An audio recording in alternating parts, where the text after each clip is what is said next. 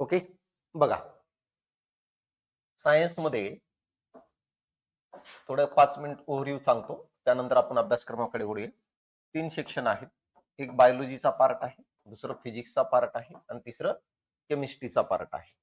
आता यामध्ये बघा, राज्यसेवा जर करत असाल तुम्ही राज्यसेवा, तर असं समजून घ्या की तिन्ही सब्जेक्ट तुम्हाला सेम लेवलनी करायचे तरच मार्क येणार आहेत. कारण की तिथं असं नाही की एका सब्जेक्टला जास्त विचारले जातात, दुसऱ्या सब्जेक्टला कमी विचारलं जातात. या पॅटर्ननुसार नाहीये. तर तुम्हाला या ठिकाणी बरोबरीनं काय आहे, तिन्ही सब्जेक्ट तुम्हाला करायचे. असं समजून घ्या की 8, 8, 8 म्हणजे 8 त्रिक 24 प्रश्न म्हणजे 20 प्रश्न येतात. समजा एखाद्या ठिकाणी एखाद्या वेळेस बायोलॉजीचे 2 कमी करून टाकतात आणि इकडे काय आहे तेच ठेकतात, किंवा इथं काय 1-2 कमी करून टाकतात आणि यानुसार काय आहे दिलं जातं. तर हे राज्यसेवेचं आहे. आता बघा, राज्यसेवेचं प्रश्न विचारण्याचा पॅटर्न आणि कंबाईनच्या प्रश्न विचारण्याचा पॅटर्न वेगळा आहे. कंबाईनला टू द पॉइंट प्रश्न विचारले जातात, लँग्वेज अवघड विचारली जात नाहीये. राज्यसेवेला प्रश्न विचारत असताना फिरवून प्रश्न विचारले जातात. एखादी सिच्युएशन नुसार प्रश्न आपल्याला येताना दिसतात. जसं कालचा पेपर बघितला असेल आणि 2024 2023 पेपरचं एक्सप्लेनेशन मी युट्यूबला टाकलेलं आहे, त्याच्यावरून कळून जातं तुम्हाला. आता जर कंबाईन करत असेल ना, तर कंबाईन करत असताना जर आपण प्रीचं जर विचार केलो, तर प्रीचं विचार करत असताना बायोलॉजीवर 9 प्रश्न, फिजिक्सवर 3 प्रश्न आणि केमिस्ट्रीवर 3 प्रश्न विचारले जातात. जेव्हा आपण मेन्सचा विचार करत असतो, तर जनरली म्हणतो आपण बायोलॉजीवर 6 प्रश्न, इथं 3 आणि इथं 3, पण हा फिक्स पॅटर्न नाहीये. रिसेंटली याच्यानुसार जर बघितलं, केमिस्ट्रीवरच 5-5 प्रश्न या ठिकाणी आपल्याला विचारलेलं दिसतं. कशामध्ये माहितीये का? या ठिकाणी अशा प्रकारे काय आहे विचारलेलं दिसतं आपल्याला. तर हे मेनचं पॅटर्न आहे. आणि टेक्नॉलॉजीचा पार्ट जो आहे, टेकचा पार्ट, ते किती प्रश्न आहेत? 8. म्हणजे मेन्सला टोटल 20 प्रश्नांची तयारी होत असते. कशाची? सायन्सची आपली. आणि प्रीला किती? 15 प्रश्नांची. मग तो गट ब साठी पण असेल आणि क साठी पण असेल. सर जर व्यवस्थित केलं तर किती मार्क येऊ शकतात? राज्यसेवेला 20 पैकी जर बघितलं तर 16 प्रश्न आपले येऊ शकतात व्यवस्थित जर केलं. आणि या ठिकाणी प्रीला 15 पैकी जर बघितलं तर 13 प्रश्न आपले आरामशीर येऊ शकतात. सिलेबस खूप कमी आहे, जास्त नाहीये बाकी सिलेबस सारखं. ठराविक एरियावर कंबाईन वारंवार प्रश्न विचारतो. तो एरिया आपल्याला परफेक्ट जमायला पाहिजे, म्हणजे आपले हातातले मार्क काय होऊन जाईल? फिक्स होऊन जाईल. काही उठून कसंही वाचत बसायचं नाही. टू द पॉइंट जे विचारलं जातं ते आपल्याला लक्षात ठेवणं गरजेचं. नाहीतर डेटाचं काही कमी नाहीये. डेटा म्हणजे एक सेल नावाचा टॉपिक जरी काढलं तर लाखो पानं भरून जातील. मग आपल्याला तेवढं थोडी करायचंय. आपल्याला टू द पॉइंट आयोगाची रेषा ओळखायची आहे आणि त्या रेषेवर पाऊल ठेवून आपल्याला पुढे गेलं की आपल्याला जास्त एफर्ट करायची गरज नाही आणि इझिली त्या गोष्टी काय होतील? डिटेक्ट होतील, जे पाहिजे ते आपल्याला तशा पद्धतीने. आता या ठिकाणी मेन्सचा काय पार्ट आहे बघा. मेन्स मध्ये पण जर बघितलं तर 20 पैकी तुम्हाला 16 प्रश्न येणं अपेक्षित आहे. तर एवढं स्कोर तुमचं येऊ शकतो जर तुम्ही जीव तोडून चांगल्या पद्धतीने व्यवस्थित जर काय आहे केलं असेल तर. आता आपल्याला बघायचंय बायोलॉजी, बघायचंय की नेमकं बायोलॉजीमध्ये काय असणार आहे, बायोलॉजीच्या अभ्यासक्रमाला सुरू करायचं आहे. आता बायोचा विचार जर केला, तुम्ही बायोचा जर विचार केला बायोलॉजीमध्ये, तर मला म्हणायचंय राज्यसेवा असो किंवा कंबाईन असो, बायोलॉजीमध्ये सगळ्यात पहिलं हॉट टॉपिक जर कोणतं असेल तर तो बायो मधला टॉपिक आहे. तो म्हणजे काय? सजीवांचं वर्गीकरण. सजीवांचं वर्गीकरण हा टॉपिक आहे, ही गोष्ट लक्षात घ्या. अशा पद्धतीने सजीवांचं वर्गीकरण का? कारण प्रीचं जर विचार केलो आपण प्रीचं, तर 9 पैकी 3 प्रश्न सजीवांच्या वर्गीकरणावर विचारलं जातं. मेन्सचं जर बघितलं मेन्सचं, तर कधी कधी 4 प्रश्न, कधी कधी 5 प्रश्न पण काय आहे आपल्याला वर्गीकरण नावाच्या टॉपिकवर आयोगाने आतापर्यंत काय आहे विचारलेलं दिसत आहेत. क्लोरेला कोणत्या टॉपिकवर? वर्गीकरण. या कारणामुळं सगळ्यात महत्वाचा टॉपिक जर काय असेल तर तो असणार आहे सजीवांचं वर्गीकरण. That is called as a classification of organism. आयोगाचा आणखी एक पॅटर्न आहे. ज्या टॉपिकवर आयोग रिपीट रिपीट प्रश्न विचारतं त्या ठिकाणी आयोग थोडं जास्त डिटेल जाताना दिसतो आपल्याला. मला एक सांगा, जर 2024 ला किंवा 2025 ला, आता 2024 ला एखाद्या टॉपिकवर प्रश्न विचारलेला आहे, तर तोच प्रश्न डबल तर विचारणार नाही. त्या टॉपिकवर विचारायचं म्हटलं तर पाठीमागे आलेल्या प्रश्नापेक्षा वेगळं प्रश्न विचारणार आहे. एकतर डिटेल जाणार आहे किंवा त्या लेवल जाणार आहे. यासाठी आपल्याला ते टॉपिक अतिशय जास्त डिटेल बघावं लागेल, ज्या टॉपिकवर आयोगाने आतापर्यंत रिपीट रिपीट प्रश्न विचारलेले आहे. जसं या ठिकाणी असणारे सजीवांचं काय आहे वर्गीकरण नावाचा टॉपिक आहे. क्लिअर इथपर्यंत? यानंतर जर बघितलं तर वनस्पतीच्या बाबतीत किंवा आणखी कोणतं असणार आहे, तर आणखी एक आहे मानवी रोग. रोग नावाच्या टॉपिकवर 1 किंवा 2 प्रश्न विचारलं जातं. आता रोग म्हणजे काय? नुसतं पारंपरिक रोग पाठ करत बसायचं नाही आपल्याला. रोगामध्ये प्रश्न थोडं वेगळे विचारतात. जसं अलीकडच्या काळामध्ये ड्रग्स बद्दल प्रश्न विचारायला सुरुवात झाली. पहिले रोगाबद्दल विचारले जायचे, आता ड्रग्स बद्दल विचारलं जातं. जसं कालच्या पेपरमध्ये आपल्याला मॅरिजुआना हा कोणत्या वनस्पतीपासून भेटतो असं विचारलंय की नाही, ज्याला गांजा म्हणत असतो आपण. तर अशा प्रकारे मला सांगा, प्रश्न अलीकडच्या काळामध्ये जे ड्रग्स आहेत, कशाचे ड्रग्स आहेत, जसं पेन किलर आहे, जसं पॅरासिटामॉलवर प्रश्न आलेला काल 2 प्रश्न तर त्याच्यावरच होते. कोरेल का जे पेन किलर आहेत किंवा काही काही अलीकडच्या काळामध्ये जे ज्यांना झोप येत नाही, एन्झायटीचा प्रॉब्लेम आहे, त्याच्यासाठी कोणकोणते ड्रग्स वापरले जातात किंवा दुसरं भूल देण्यासाठी कोणकोणते ड्रग्स वापरले जातात.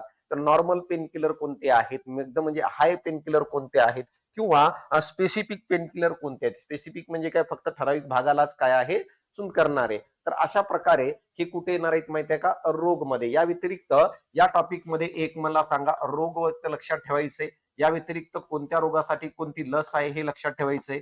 या साठी कोणत्या रोगासाठी कोणतं औषध आहे ते पण लक्षात ठेवायचंय. आणि दुसरी गोष्ट, जे ड्रग्स आहेत कोरेला का, हे ड्रग्स पण आपल्याला या ठिकाणी बघायचंय. तर हा टॉपिक एवढं पूर्ण का बघायचं, कारण प्रत्येक पेपरला प्रत्येक वर्षी कन्फर्म 1 किंवा 2 प्रश्न आहे म्हणजे आहे. कळालं इथपर्यंत? तर हा तर फिक्स पॅटर्न आहे. यानंतर आता बघा, जर बघितलं, पोषण नावाचा टॉपिक आहे. तुम्ही पाठीमागचं मला कोणतेही व्हिडिओ काढून बघा, मी वारंवार ओरडून सांगून सांगून माझा गळा बसलाय की इथं प्रश्न विचारलं जातं. कालचं 2025 चा पेपर बघा तुम्ही. वर्गीकरणावर प्रश्न आहे. यानंतर जर बघितलं तर मला सांगा, रोगावर 2 प्रश्न आहेत.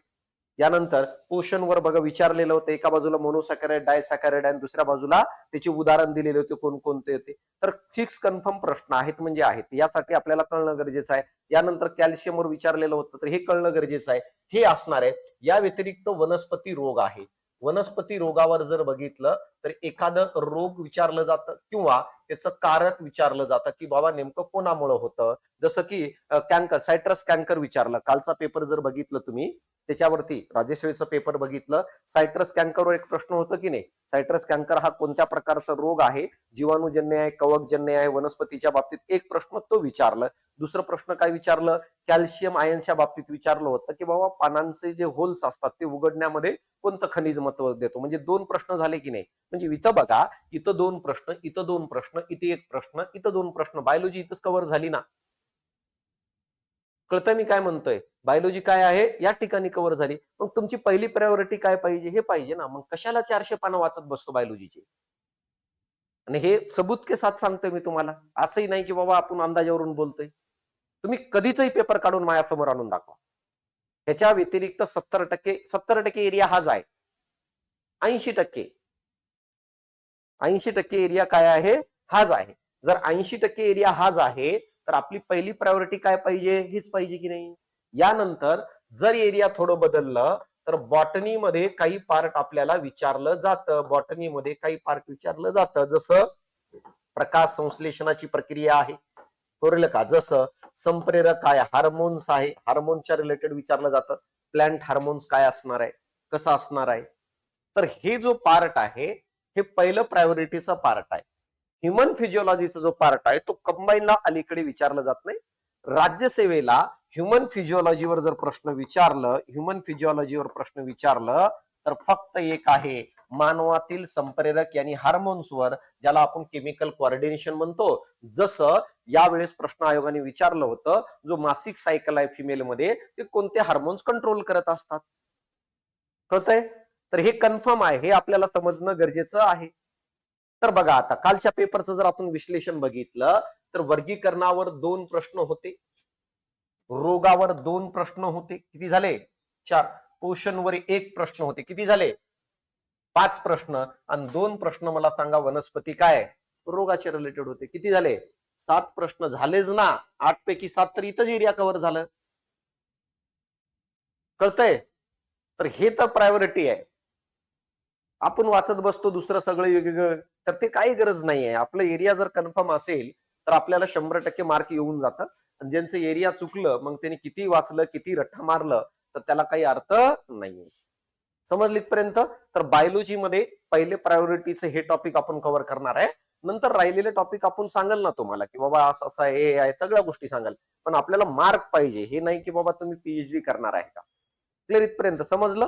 तर हे एरिया आहे. एकदा याचा फोटो काढून घ्या आणि हे डोक्यात सेट करून टाका अलाराम, की जेव्हाही तुम्ही रिव्हिजन करायला भेटताल तेव्हा तुमची पहिली प्रायोरिटी मला सांगा कोणते टॉपिक असायला पाहिजे, हे टॉपिक असणं गरजेचं आहे. क्लिअर इथपर्यंत?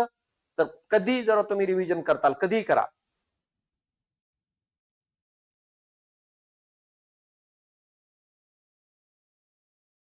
ओके, आता आपण जाऊया पहिल्या बायोलॉजीमध्ये, तो म्हणजे काय, सजीवांच्या वर्गीकरण. सर बाकी काही स्ट्रॅटर्जी सांगा ना. स्ट्रॅटर्जी काही नाहीये बघा, हे टॉपिक तुम्हाला कन्सेप्च्युअली करावं लागेल. पाठांतर करून जमणार नाही, पाठांतर करून लक्षात पण राहणार नाही. पाठांतर करून करायला शाळेतली थोडी लँग्वेज आहे, मास्तरने उठ पेशीचा शोध कुणी लावला विचारून टाकले, मी गडबडीनं सांगते, तसं थोडी आहे.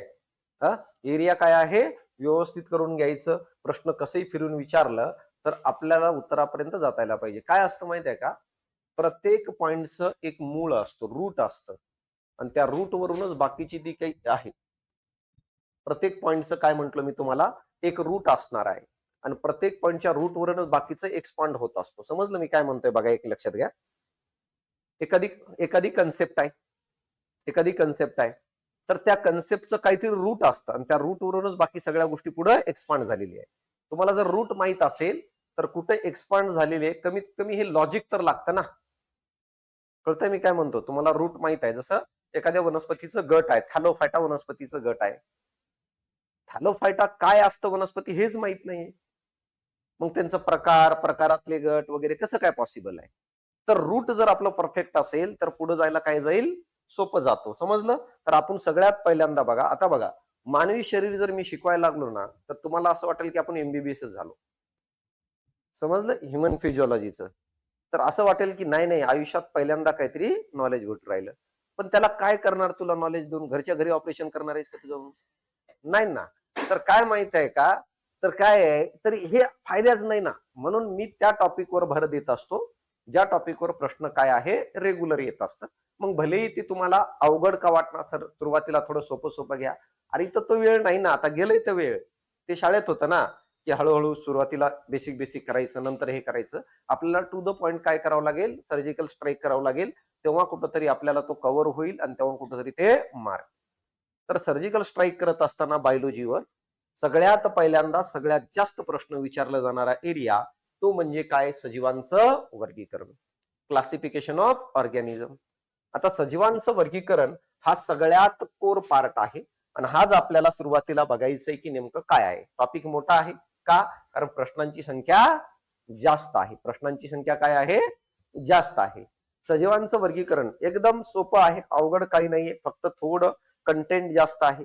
कसं सोपं करून सांगायचं ती जबाबदारी माझी असणार. तुमचं एकच काम असणार, क्लासमध्ये जेवढं होतं तेवढं फक्त घरी जाऊन रिव्हिजन करायचं. दुसरं कोणत्याही पुस्तकाला हात लावायची गरज नाहीये. कन्सेप्टवर भर द्यायचं, कॉन्फिडन्स जनरेट होणं गरजेचं आहे, माहित असणं गरजेचं आहे की नेमकं ही कन्सेप्ट काय आहे. आता सजीवांचं वर्गीकरण म्हणजे काय करायचं रे, जसं तुम्ही म्हणतो की नाही, एखादा प्राणी दिसले की हे काय आहे, हे साप आहे, हा पक्षी आहे की नाही, त्यानंतर हा काय बेडूक आहे. तर हे असं का म्हणतो, कारण ते वर्गीकरण झाल्यामुळं. जर वर्गीकरण झालं नसतं तर हे म्हणता येईल का. कळतं मी काय म्हणतोय. तर वर्गीकरणामुळं काय फायदा होतो, वर्गीकरणामुळं एखाद्या सजीवाला ओळखता येणं फायदा होतं, एखाद्या सजीवाचा अभ्यास करता येतो.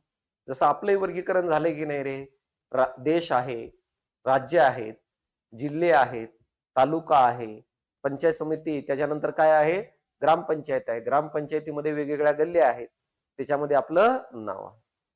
तुमचं जो आधार कार्ड बनलेलं आहे तो वर्गीकरणामुळेच बनलं ना. जर तालुका, जिल्हे, राज्य हे डिस्ट्रीब्युशनच राहिलं नसतं, तुमचं आधार कार्डवर असा ऍड्रेस आला असतं का, नाहीच ना. तर हे वर्गीकरण केल्यामुळे एखाद्याला ओळखता येणं सोपं जातं. नाहीतर हे वर्गीकरण राहिलं नसतं तर तू किती लोकांना मारलं असतंस रे, ओळखू झालं नसतं ना कोण कुठं राहतंय म्हणून. सजीवांच्या बाबतीत पण हेच आहे.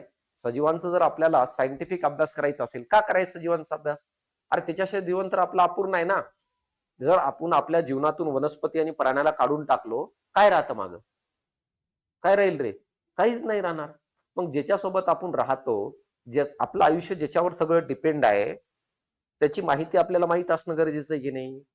मग त्याची माहिती आपण करून घेण्यासाठी शास्त्रज्ञाने पृथ्वी तलावर असणाऱ्या सर्व सजीवांचं काय केलेलं आहे, वर्गीकरण. त्या वर्गीकरणामुळं एखादा सजीव काय गुणधर्म दाखवतो, कुठं राहतो, कसं राहतो, त्याचा आपल्यावर काय परिणाम पडतो, आपलं त्याच्यावर काय परिणाम पडतो, या सगळ्या गोष्टींचं आपल्याला अभ्यास करणं काय जातं, सोपं जातं. या कारणामुळं वर्गीकरण हा काय आहे, महत्वाचा आहे. रेकॉर्ड ठेवणं सोपं जातं. समजा आणखी 50,000 वर्षानंतर त्या लोकांना आजच्या घडीची परिस्थिती माहीत असायला पाहिजे की नाही? जसं डायनासोर बद्दल आपल्याला आता माहित आहे की बाबा होते म्हणून. तर हे कळणं गरजेचं आहे. यासाठी वर्गीकरण महत्वाचं आहे. आता वर्गीकरणामध्ये सगळ्यात पहिलं शब्द येतं, तो म्हणजे काय? टॉक्झॉनॉमी. टॉक्झॉनॉमीचा अर्थच आहे वर्गीकरण मित्रांनो. बरोबर का? टॉक्झॉनॉमीचा अर्थच काय आहे? वर्गीकरण. हे आपल्याला समजणं गरजेचं आहे. आता वर्गीकरण करत असताना रॅन्डमली तर करता येणार नाही ना रे. जसं आता क्लासमध्ये तुम्ही बसलेले आहात. 2 गट आहेत. हा एक गट आणि हा एक गट. याला वर्गीकरण नाही म्हणता येत मला. का? कारण कोणत्या नियमांचा वापरच केलो नाही ना मी. समजलं? मी जर म्हटलो असतो, की एका बाजूला फिमेल आणि दुसऱ्या बाजूला मेल बसा आणि असे 2 गट झाले असते, तर ते वर्गीकरण झालं असतं. का? मला एखाद्याने येऊन विचारलं, की हे 2 गट कसे? तर मी सांगितलं असतं, की नाही सेक्स डिटर्मिनेशन गुणधर्मानुसार मेलचा एक गट आहे आणि फिमेलचा एक गट आहे. तर कोणत्याही वर्गीकरणाला सायंटिफिक काय असणं गरजेचं आहे? गुणधर्मांचा आधार असणं गरजेचं आहे. आणि जेव्हा सजीवांचं वर्गीकरण किंवा त्याला ओळख देत असताना आपण गुणधर्मांचा वापर करून देत असतो, तेव्हा त्या सजीवांच्या ओळखीची एक संरचना तयार होते. जसं तुझं बघा, नाव आहे, वडिलांचं नाव आहे, आडनाव आहे, ग्रामपंचायतचं नाव आहे, मुक्काम पोस्ट, तालुक्याचं नाव आहे, जिल्ह्याचं नाव आहे आणि काय आहे? राज्य आहे. मग तुझ्या ओळखीमध्ये फक्त एक सिंगल काही शब्द आहे का? नाही. तुझ्या ओळखीमध्ये एक हायरार्ची आहे की नाही? समजलं? आणि जसं जसं तुझ्या ओळखीमध्ये खालून वरती तू जातो, तर तुझ्या ओळखीमध्ये लोकांची संख्या वाढत जाते ना. जसं तुझं नाव आहे, तर तू युनिक आहेस, आहे की नाही? वडिलांचं नाव आलं तुझ्यासोबत, तर तुझे भावंड पण त्याच्यामध्ये येऊन जातील. आडनाव आलं, तर पूर्ण गल्लीतले लोक येऊन जातील. कळतंय? गावाचं नाव आलं, पूर्ण गावातले लोक येऊन जातील. तालुक्याचं नाव आलं, पूर्ण तालुक्याची ओळख येऊन जाईल. कळालं की नाही? तर जसं जसं तू वरती जातो, तर तुझ्या ओळखीमध्ये संख्या लोकांची वाढत चालली की कमी होत चालली? वाढत चाललेली आहे. कळतंय? तर सेम तसंच आहे. सजीवांचं वर्गीकरण किंवा ओळख कळलं का? सजीवांचं वर्गीकरण किंवा त्याची ओळख कळलं का? निर्माण करत असताना ते पण कोणत्या पद्धतीने रे? शास्त्रीय पद्धतीने निर्माण करत असताना जी संरचना तयार होत असते, त्या संरचनेला काय म्हणतो आपण? टॉक्झॉनॉमी.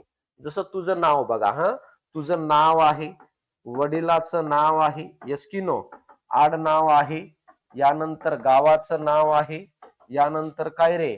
तालुका आहे, यानंतर जिल्हा आहे, यानंतर काय आहे? राज्य आहे. समजलं? आणि यानंतर असं समजून घ्या, देश आहे, त्यानंतर खंड आहे, अशा पद्धतीने. हे आधार कार्डवर असतो ना तुझ्या. तर ही तुझी काय आहे? ओळख. हे तुझं काय आहे? वर्गीकरण. तर वर्गीकरणामध्ये अशा प्रकारे मला सांगा जी संरचना तयार होते. या प्रत्येक संरचनेला आपण जर काय म्हणत असेल तर काय म्हणतो? टॉक्झॉनॉमी. कळालं? टॉक्झॉनॉमी म्हणजे काय आहे? शास्त्रीय पद्धतीने सजीवांचं वर्गीकरण किंवा ओळख निर्माण करत असताना जी संरचना तयार होते त्याला टॉक्झॉनॉमी म्हणतात. टॉक्झॉनॉमी एकदम छोटी पासून ते मोठी पर्यंत असते. जसं नाव कोरलं का तर तुला आयडेंटिफाय करतो की नाही? तू सिंगल आहे. कळतंय? यानंतर मला सांगा, गावाचं नाव तुला एकाला आयडेंटिफाय करतं का ते? नाही. गावातल्या हजारो लोकांना आयडेंटिफाय करतं. म्हणजे गाव या टॉक्झॉनॉमी मध्ये हजारो लोक आहेत की नाही? मग पुढं तालुकामध्ये मला सांग भाऊ लाखो लोक असतील की नाही? जिल्ह्यामध्ये मला सांगा अनेक लाखो लोक असतील की नाही? समजलं? आणि राज्यामध्ये तर करोडो लोक असतील. म्हणजे टॉक्झॉनॉमी मध्ये जसं जसं पुढे जाऊ आपल्याला संख्या काय होत जाताना दिसते? वाढत जाताना. मग या डायग्राम कडे बघा तुम्हाला दिसत असेल. वरती एक सजीवांचा छोटा गट आहे. त्याच्यापासून एक मोठा गट, त्याच्यानंतर आणखी वाढत वाढत चाललंय की नाही? तर अशाच प्रकारे तर याला आपण काय म्हणत असतो? टॉक्झॉनॉमी म्हणून ओळखत असतो. मिनिंग कळालं का? वर्गीकरण किंवा ओळख निर्माण करत असताना जी संरचना भेटते सजीवांची त्याला आपण काय म्हणून ओळखत असतो? टॉक्झॉनॉमी म्हणून काय आहे? ओळखत असतो. हे आपल्याला समजणं गरजेचं आहे. आता बघा, या टॉक्झॉनॉमीच्या रिलेटेड जर मी तुम्हाला सांगितलं की नेमकं या टॉक्झॉनॉमीच्या बाबतीत आपल्याला काय माहित असणं गरजेचं आहे? या टॉक्झॉनॉमीच्या बाबतीत काही शास्त्रज्ञ आहेत, ते शास्त्रज्ञ माहीत असणं गरजेचं आहे. मित्रांनो, माहित आहे का, टॉक्झॉनॉमी हा शब्द जर कुणी दिला असेल तर शास्त्रज्ञाचं नाव आहे डी कॅन्डले. तर डी कॅन्डले नावाच्या शास्त्रज्ञाने टॉक्झॉनॉमी हा शब्द दिलेला आहे. कळलं का? टॉक्झॉनॉमी हा काय आहे? शब्द दिलेला आहे, ज्याला आपण टर्म म्हणत असतो. कळलं का? टॉक्झॉनॉमी टर्म ही कुणी शब्द दिला तर त्याच्या शास्त्रज्ञाचं नाव काय? डी कॅन्डले.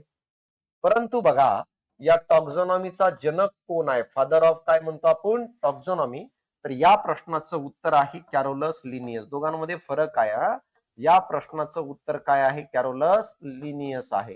2023 ला याच्यावर प्रश्न आलेला आहे. टॉक्झॉनॉमीचा जन्मदाता कोण असेल? तर प्रश्नाचं उत्तर काय आहे? कॅरोलस लिनियस आहे. आणि टॉक्झॉनॉमी हे शब्द कोणी दिलं?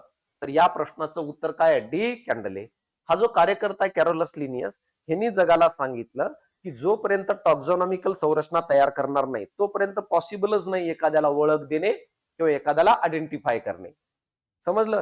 तुझं गावाचाच पत्ता नाहीये, तुला आडनावाचा पत्ता नाहीये, तुझ्या जिल्ह्याचा पत्ता नाहीये, तुला माहीतच नाही कुठला आहे, कसं काय तुझी ओळख निर्माण होईल? पॉसिबल आहे का? नाहीये.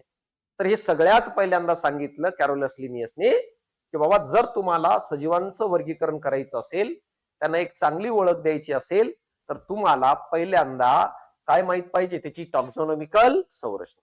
जसं तू एखाद्या कार्यकर्त्याला घेऊन आलं, मला म्हणलं सर ह्याचं आधार कार्ड बनवायचंय, तर त्याची हिस्ट्री माहित पाहिजे ना आपल्याला. मी म्हणेल ना, नाव काय, वडिलांचं नाव काय, आडनाव काय, गावाचं नाव, तालुका सांग, जिल्हा सांग, तेव्हाच तयार होईल की नाही? त्याला माहितच नसेल तर पॉसिबल आहे का? नाही पॉसिबल. हे पहिल्यांदा कुणी सांगितलं? कॅरोलस लिनियस यांनी. या कारणामुळे त्याला काय म्हणतो आपण? फादर ऑफ टॉक्झॉनॉमी म्हणतो. आता बघा, नुसतं फादर ऑफ टॉक्झॉनॉमीज म्हणत नाही, त्याला आपण प्लॅन्ट टॉक्झॉनॉमीचा जनक पण म्हणतो. प्लॅन्ट टॉक्झॉनॉमी म्हणजे वनस्पतीच्या टॉक्झॉनॉमीचा जनक म्हणून पण यालाच ओळखत असतो, कॅरोलस लिनियसला. या व्यतिरिक्त याला आपण अॅनिमल टॉक्झॉनॉमीचा जनक म्हणत असतो. अॅनिमल टॉक्झॉनॉमी जो आहे, या टॉक्झॉनॉमीचा जनक म्हणून पण कोणाला ओळखत असतो? कॅरोलस लिनियसला. म्हणजे टॉक्झॉनॉमीचा जनक, प्लॅन्ट टॉक्झॉनॉमीचा जनक, अॅनिमल टॉक्झॉनॉमीचा जनक, हे गोष्ट असणार आहे. जर तुम्हाला असं विचारलं की सर, अँसियंट प्लॅन्ट टॉक्झॉनॉमीचा जनक कोण, तर आपल्याला सांगता यायला पाहिजे अँसियंट प्लॅन्ट टॉक्झॉनॉमीचा जनक कोण, तर हे असणार आहे एक शास्त्रज्ञ, त्याला आपण म्हणत असतो थिओफ्रस्टिस. तर थिओफ्रस्टिस हा कोण असेल? तर हा अरिस्टॉटलचा विद्यार्थी होता आणि ह्याने इसवी पूर्व कालखंडामध्ये टॉक्झॉनॉमिकल संरचना तयार केली होती. ती म्हणजे कोणाची? वनस्पतीची. या कारणामुळे याला आपण काय म्हणतो? एन्सेंट प्लॅन्ट टॉक्झॉनॉमीचा जनक म्हणत असतो. क्लिअर इथपर्यंत? तर अशा प्रकारे बघा, टॉक्झॉनॉमी म्हणजे काय? टॉक्झॉनॉमी म्हणजे सजीवांचं वर्गीकरण किंवा ओळख निर्माण करत असताना जी त्याची संरचना तयार होत असते, त्याला काय म्हणतो आपण? टॉक्झॉनॉमी म्हणत असतो. कळलं? जसं तुझं गाव पण एक टॉक्झॉनॉमी आहे. का? कारण गावात हजारो लोक आहेत, तर हजारो लोकांना त्या गावामुळेच ओळख आहे ना. समजलं? तालुका पण एक प्रकारची काय? टॉक्झॉनॉमी आहे. त्याच्यामध्ये कितीतरी गावं, कितीतरी लोक आहेत. समजली इथपर्यंत? तर अशा प्रकारे मला सांगा, ही काय आहे? टॉक्झॉनॉमीच्या रिलेटेड असणारे शास्त्रज्ञ. टॉक्झॉनॉमी हे शब्द कुणी दिलं? डी कॅन्डलेने. टॉक्झॉनॉमीचा जनक काय आहे? Carolus Linnaeus. अॅनिमल टॉक्झॉनॉमी आणि प्लॅन्ट टॉक्झॉनॉमीचा जनक पण कोण? कॅरोलस लिनियस. आणि अँसियंट प्लॅन्ट टॉक्झॉनॉमीचे जनक कोण असणार आहे? थिओफ्रस्टिस. आतापर्यंत कमीत कमी 10-12 वेळेस तरी प्रश्न आला असेल याच्यावर. टॉक्झॉनॉमीचा जनक कोण आहे? एकतर हा, किंवा टॉक्झॉनॉमी हा शब्द कुणी दिलेला आहे. तर एकदाच विषय मिटवून टाकायचं ना, म्हणून डिटेल घ्यायचं. कळतंय? तर ही गोष्ट आपल्याला समजणं गरजेचं आहे. तर हे झालं पहिलं टॉक्झॉनॉमीच्या बाबतीत. यानंतर एक शास्त्रज्ञ आलं. शास्त्रज्ञाचं नाव जर काय असेल, तर शास्त्रज्ञाचं नाव आहे मित्रांनो, माहित आहे का? तुरिल. तुरिल नावाच्या शास्त्रज्ञांनी 3 प्रकारची टॉक्झॉनॉमी सांगितलेली आहे बघा. काय नाव आहे? तुरिल नावाचा शास्त्रज्ञ आहे. अल्फा टॉक्झॉनॉमी, बीटा टॉक्झॉनॉमी, आणि तिसरं सांगितलेलं काय आहे? ओमेगा टॉक्झॉनॉमी. आता तो काय म्हणतो माहित आहे का? सजीवांचं वर्गीकरण करा किंवा ओळख निर्माण करा. सजीवांचं वर्गीकरण करा किंवा ओळख निर्माण करत असताना, वर्गीकरण किंवा काय करत असताना? ओळख निर्माण करत असताना तो अल्फा टॉक्झॉनॉमी मध्ये कोणता गुणधर्म घेतो? तो म्हणतो की बाह्य संरचनेनुसार होईल. बाह्य संरचना, ज्याला आपण काय म्हणतो, मॉर्फॉलॉजिकल कॅरेक्टर. तर तो म्हणतो एखाद्या सजीवांचं वर्गीकरण किंवा ओळख निर्माण करायचं असेल तर कशाच्या आधारे करायचं? बाह्य संरचनेच्या आधारे. म्हणजे काय? पाय किती आहेत, डोळे किती आहेत, कान किती आहे, कळतंय, केस कशी आहेत, कसं राहतो. तर जे काही बाहेरून दिसतं, वनस्पतीच्या बाबतीत बघत असताना पानं कशी आहेत, फळ लागतात की नाही लागत, जे काही बाहेरून दिसतं त्याच्या आधारे वर्गीकरण करणं म्हणजे कोणत्या प्रकारची टॉक्झॉनॉमी? अल्फा टॉक्झॉनॉमी. समजलं? कोणत्या प्रकारची टॉक्झॉनॉमी असणार आहे? अल्फा टॉक्झॉनॉमी असणार आहे. जसं विद्यार्थ्यांचं वर्गीकरण करत असताना मी जर बाह्य संरचना घेत असेल म्हणजे काय, बाबा ह्याने ब्लॅक शर्ट घातले, ह्याने व्हाईट शर्ट घातलेला आहे, कळालं का, हे सावळा आहे, हे गोरा आहे, ह्याच्या आधारे करत असेल तर समजायचं कोणती संरचना? बाह्य संरचना, अल्फा टॉक्झॉनॉमी. परंतु बघा याला नंतर समजलं की नुसतं बाह्य संरचनेच्या आधारे कळत नाही, हे वर्गीकरण करणं चुकीचं आहे बाह्य संरचनेच्या आधारे. अरे बाहेरून दिसायला थोडंफार सारखे आहेत म्हणून सारखे थोडी असणार आहेत. जर बाहेरून दिसायला सारखे जर असेल, असं जर असलं असतं तर मला सांगा, शाहरुख खान सोबत हजारो शाहरुख खान राहिले असते ना? इंस्टाग्रामला बघा बरं, किती शाहरुख खान असतील? 10-20 तर असतील की नाही? मग सगळे एकाच घरात राहिले असते की नाही? मग दिसण्यावरून सगळं होते का रे? नाही ना. तर नुसतं दिसण्याचा विचार असतो परिणाम, पण दिसण्याचा विचार केला तर जमल का? नाही. ही गोष्ट यालाच समजली. नंतर यांनी म्हटलं की नाही नाही नाही नाही, वर्गीकरण किंवा ओळख निर्माण करायची असेल, वर्गीकरण किंवा ओळख निर्माण करायची असेल तर बाह्य संरचना तर राहावाच लागेल, बाह्य संरचनेचा तर विचार करावाच लागेल, बाह्य संरचना याचा तर विचार करावाच लागेल. या व्यतिरिक्त जनुकीय गुणधर्मांचा पण विचार करावा लागेल. म्हणजे काय रे? त्यांच्यामध्ये गुणसूत्र कसे आहेत, गुणसूत्राच्या जोड्या किती आहेत, संख्या कशी आहे, या गोष्टींचा पण विचार करावा लागेल. कळालं? आणि या व्यतिरिक्त तिसरं आणखी तो म्हणजे काय, अंतर्गत संरचना कशी आहे, अंतर्गत संरचना याचा पण विचार करावा लागेल. असं कोणामध्ये सांगितलं त्यांनी? बीटा टॉक्झॉनॉमी मध्ये सांगितलं. क्लिअर? इथपर्यंत समजलं? तर अशा प्रकारे हे आपल्याला समजणं गरजेचं आहे, काय आणि कशा प्रकारे असणार आहे.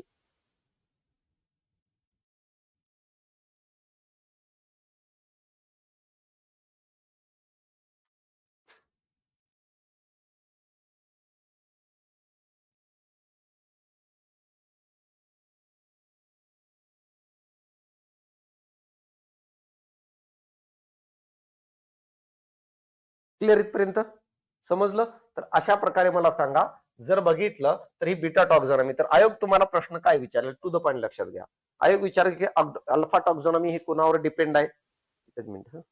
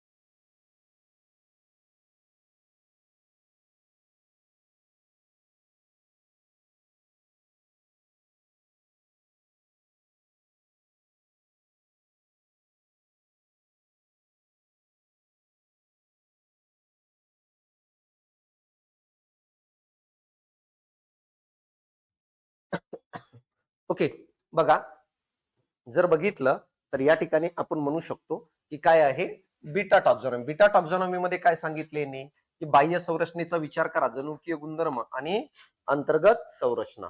तर या तिघांचा विचार केलं तरच वर्गीकरण व्यवस्थित करता येईल, असं कोणाचं म्हणणं होतं? तुरिल यांचं. प्रश्न काय विचारला जाईल? बीटा टॅक्झॉनॉमी खालीलपैकी कोणत्या गुणधर्मावर आधारित असते? टू द पॉइंट एवढंच लक्षात ठेवलं, बाकी काही नाही. यानंतर त्याला कळालं की नाही नाही, या गोष्टींचा पण विचार करून जमणार नाही, की नेमकं या गोष्टींचा विचार करून जमणार नाही.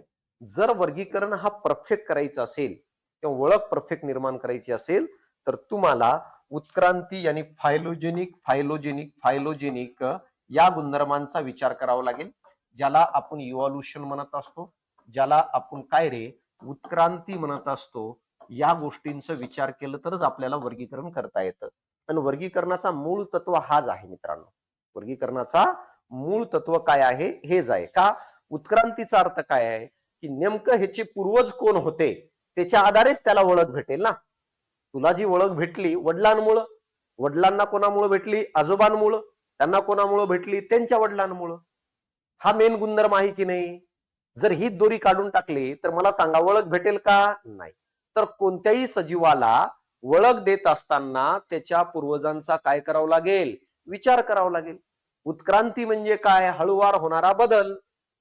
मानवाला मानव का म्हणतो? आपण पाठीमागून पूर्वजांपासून विचार केलं तरच म्हणतो ना.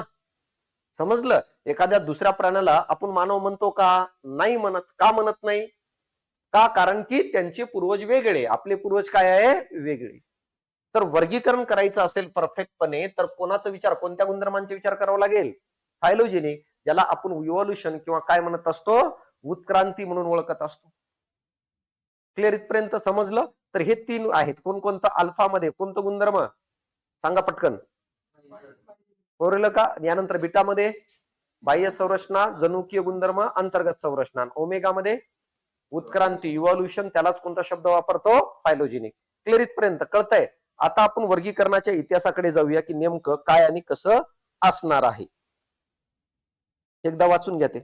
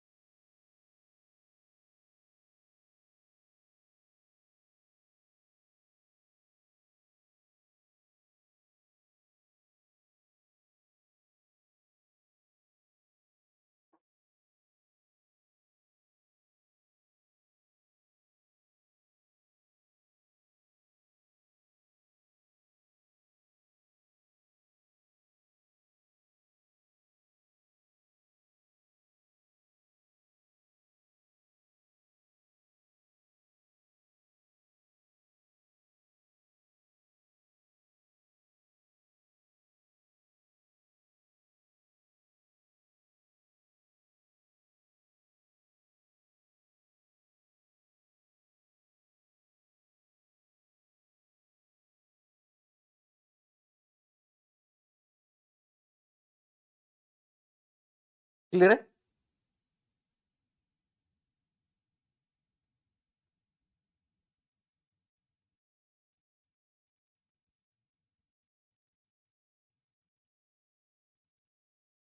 बघा आता हे बघा, हे केलं वर्गीकरण, ह्याला आपण टॉक्झॉनॉमिकल संरचना म्हणतो. कशी आहे टॉक्झॉनॉमिकल संरचना बघून घ्या. पहिलं गट आहे जाती, आणि काय म्हणतो आपण त्याला स्पेसिस. दुसरं आहे काय जीनस, त्यानंतर काय फॅमिली, त्यानंतर काय आहे फॅमिली नंतर कोणतं असणार आहे ऑर्डर, ऑर्डर नंतर काय असेल, ऑर्डर नंतर काय आहे रे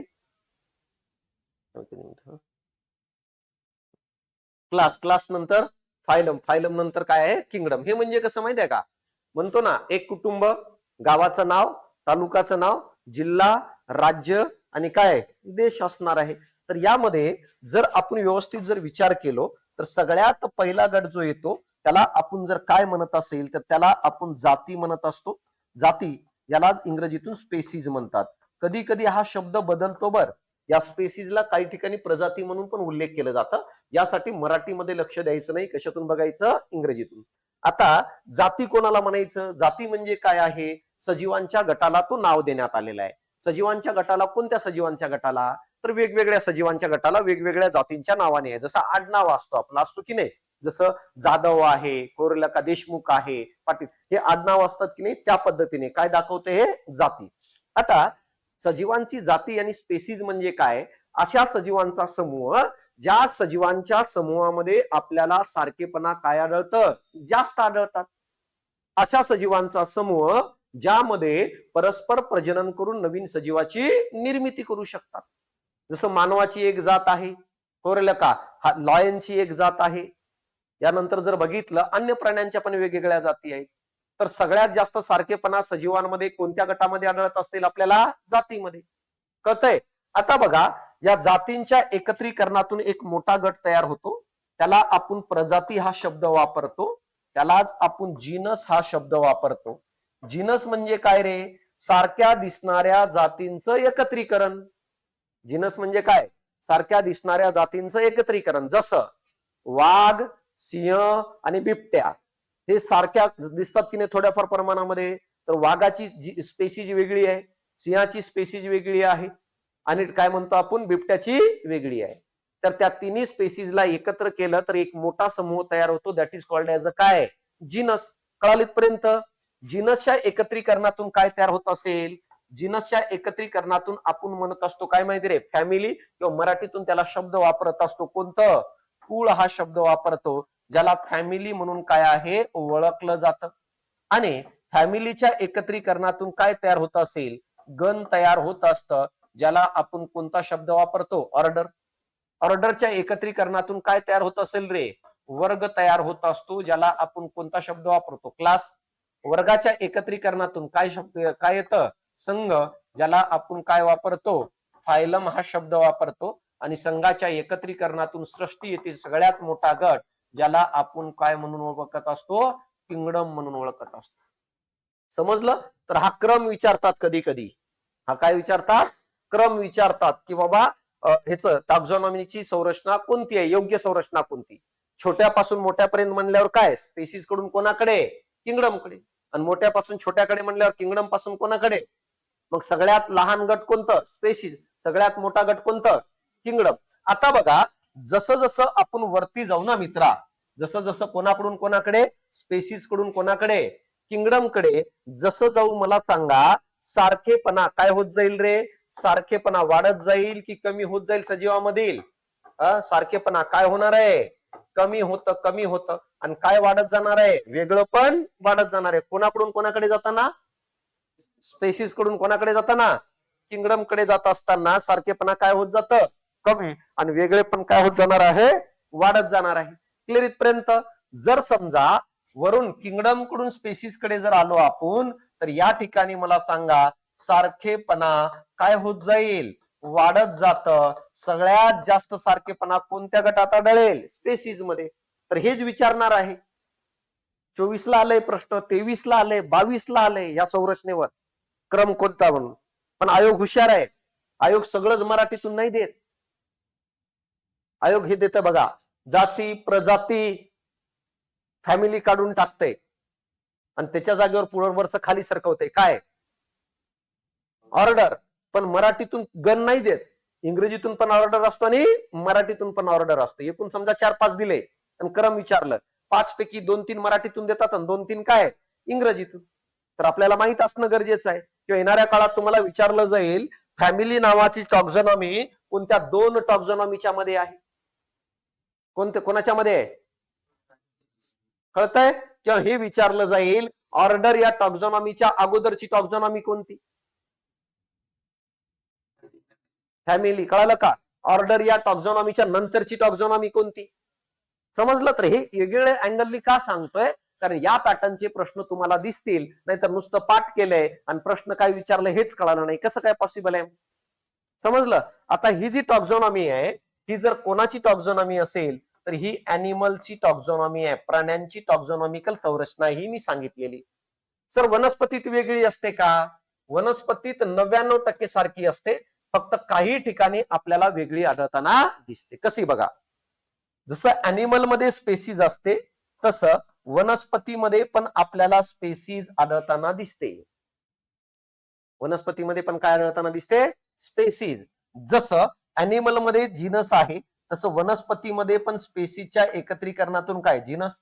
जसं अॅनिमल मध्ये फॅमिली आहे तसं वनस्पतीमध्ये पण आपल्याला जीनसच्या एकत्रीकरणातून फॅमिली तयार होताना दिसते. तिथं जसं ऑर्डर आहे या ठिकाणी पण आपल्याला ऑर्डर या ठिकाणी तयार होताना दिसते. तिथं जसं क्लास आहे या ठिकाणी पण वर्ग यानी काय रे क्लास असणार आहे. तिथं फायलम आहे पण या ठिकाणी फायलमच्या जागेवर काय असतं?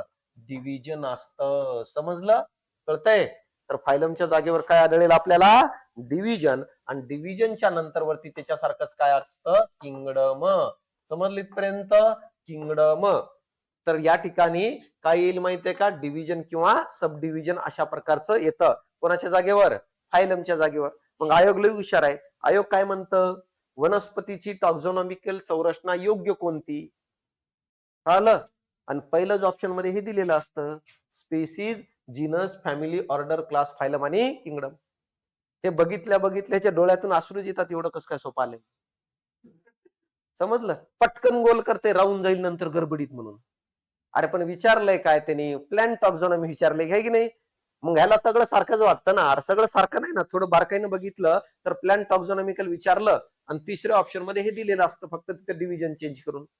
डिव्हिजन कडे ह्याचं लक्ष जातच नाही. हे पटकन गोल करते. तर अशा चुका होतात. यासाठी ह्या चुका टाळायचं असेल तर आपल्याला व्यवस्थित बघावं लागेल. कळतं इथपर्यंत? तर ही काय टॉक्झॉनॉमिकल संरचना आहे. कळाले ना तुम्हाला दोघं काय प्रश्न विचारले जातात, कसे विचारले जातात? आता आपण येऊया शास्त्रज्ञांकडे की नेमकं कोणाकोणाचा रोल काय काय होतं, कशा कशा पद्धतीने वर्गीकरण केलेलं आहे, कोणी कोणाचं म्हणणं काय होतं, या सगळ्या गोष्टी आपल्याला बघायचंय की नेमकं काय आणि कशा प्रकारे. सगळ्यात पहिल्यांदा ज्याला वाटलं अरे आपण ज्याच्या सहवासात राहतो, ज्यांच्या सोबत राहतो, ज्याच्यावर आपलं आयुष्य निर्भर आहे, अशा सजीवांचा अभ्यास करावा लागेल. तुझ्या शेजारच्याचा तुला अभ्यास करावा लागेल की नाही रे? करावं लागेल की नाही? गावाकडे बघा सगळं माहित असतं शेजारचं. इथं एवढं नसतं. पण अभ्यास करावा लागेल का? कारण कधी कोण कामाला येईल ह्याची गॅरंटी नसते. यासाठी आजूबाजूला पण लक्ष ठेवावं लागेल की नाही? हे सगळ्यात पहिल्यांदा जर कोणाला वाटलं असेल तर कोणाला? अरिस्टॉटल याला. याच कारणामुळं अरिस्टॉटलला आपण काय म्हणत असतो रे? याला आपण म्हणत असतो फादर ऑफ बायोलॉजी. जीवशास्त्राचा काय म्हणतो आपण याला? जनक म्हणून ओळखत असतो. फादर ऑफ काय आहे? बायोलॉजी. जीवशास्त्राचा जनक. कारण हाच तो पहिला कार्यकर्ता आहे ज्यांनी ठरवलं की नाही आपल्याला काय करावं लागेल? डिटेल अभ्यास करावा लागेल. यानंतर प्राण्यांच्या बाबतीत करत होतं. यालाच आपण काय म्हणत असतो? फादर ऑफ अॅनिमल काय आहे? टॉक्झॉनॉमी म्हणून काय आहे? ओळखत असतो.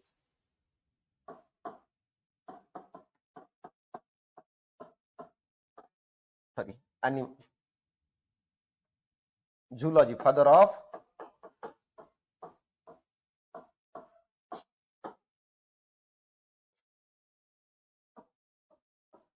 काय? हा झूलॉजी आहे. का? कारण हा तो कार्यकर्ता आहे ज्यांनी पहिल्यांदा ठरवलं की नाही आपल्याला काय करावं लागेल? सजीवांचं अभ्यास करावा लागेल. ह्याच्या पहिले नुसतं फुकटचे खाणारे होते माहितीये का? त्यांना काही घेणं देणं नव्हतं की आपल्या शेजारी कोण राहतं, कोणते सजीव आहेत, सजीवांचा अभ्यास का करायचं. तर पहिल्यांदा कोणाला वाटलं? अरिस्टॉटलला.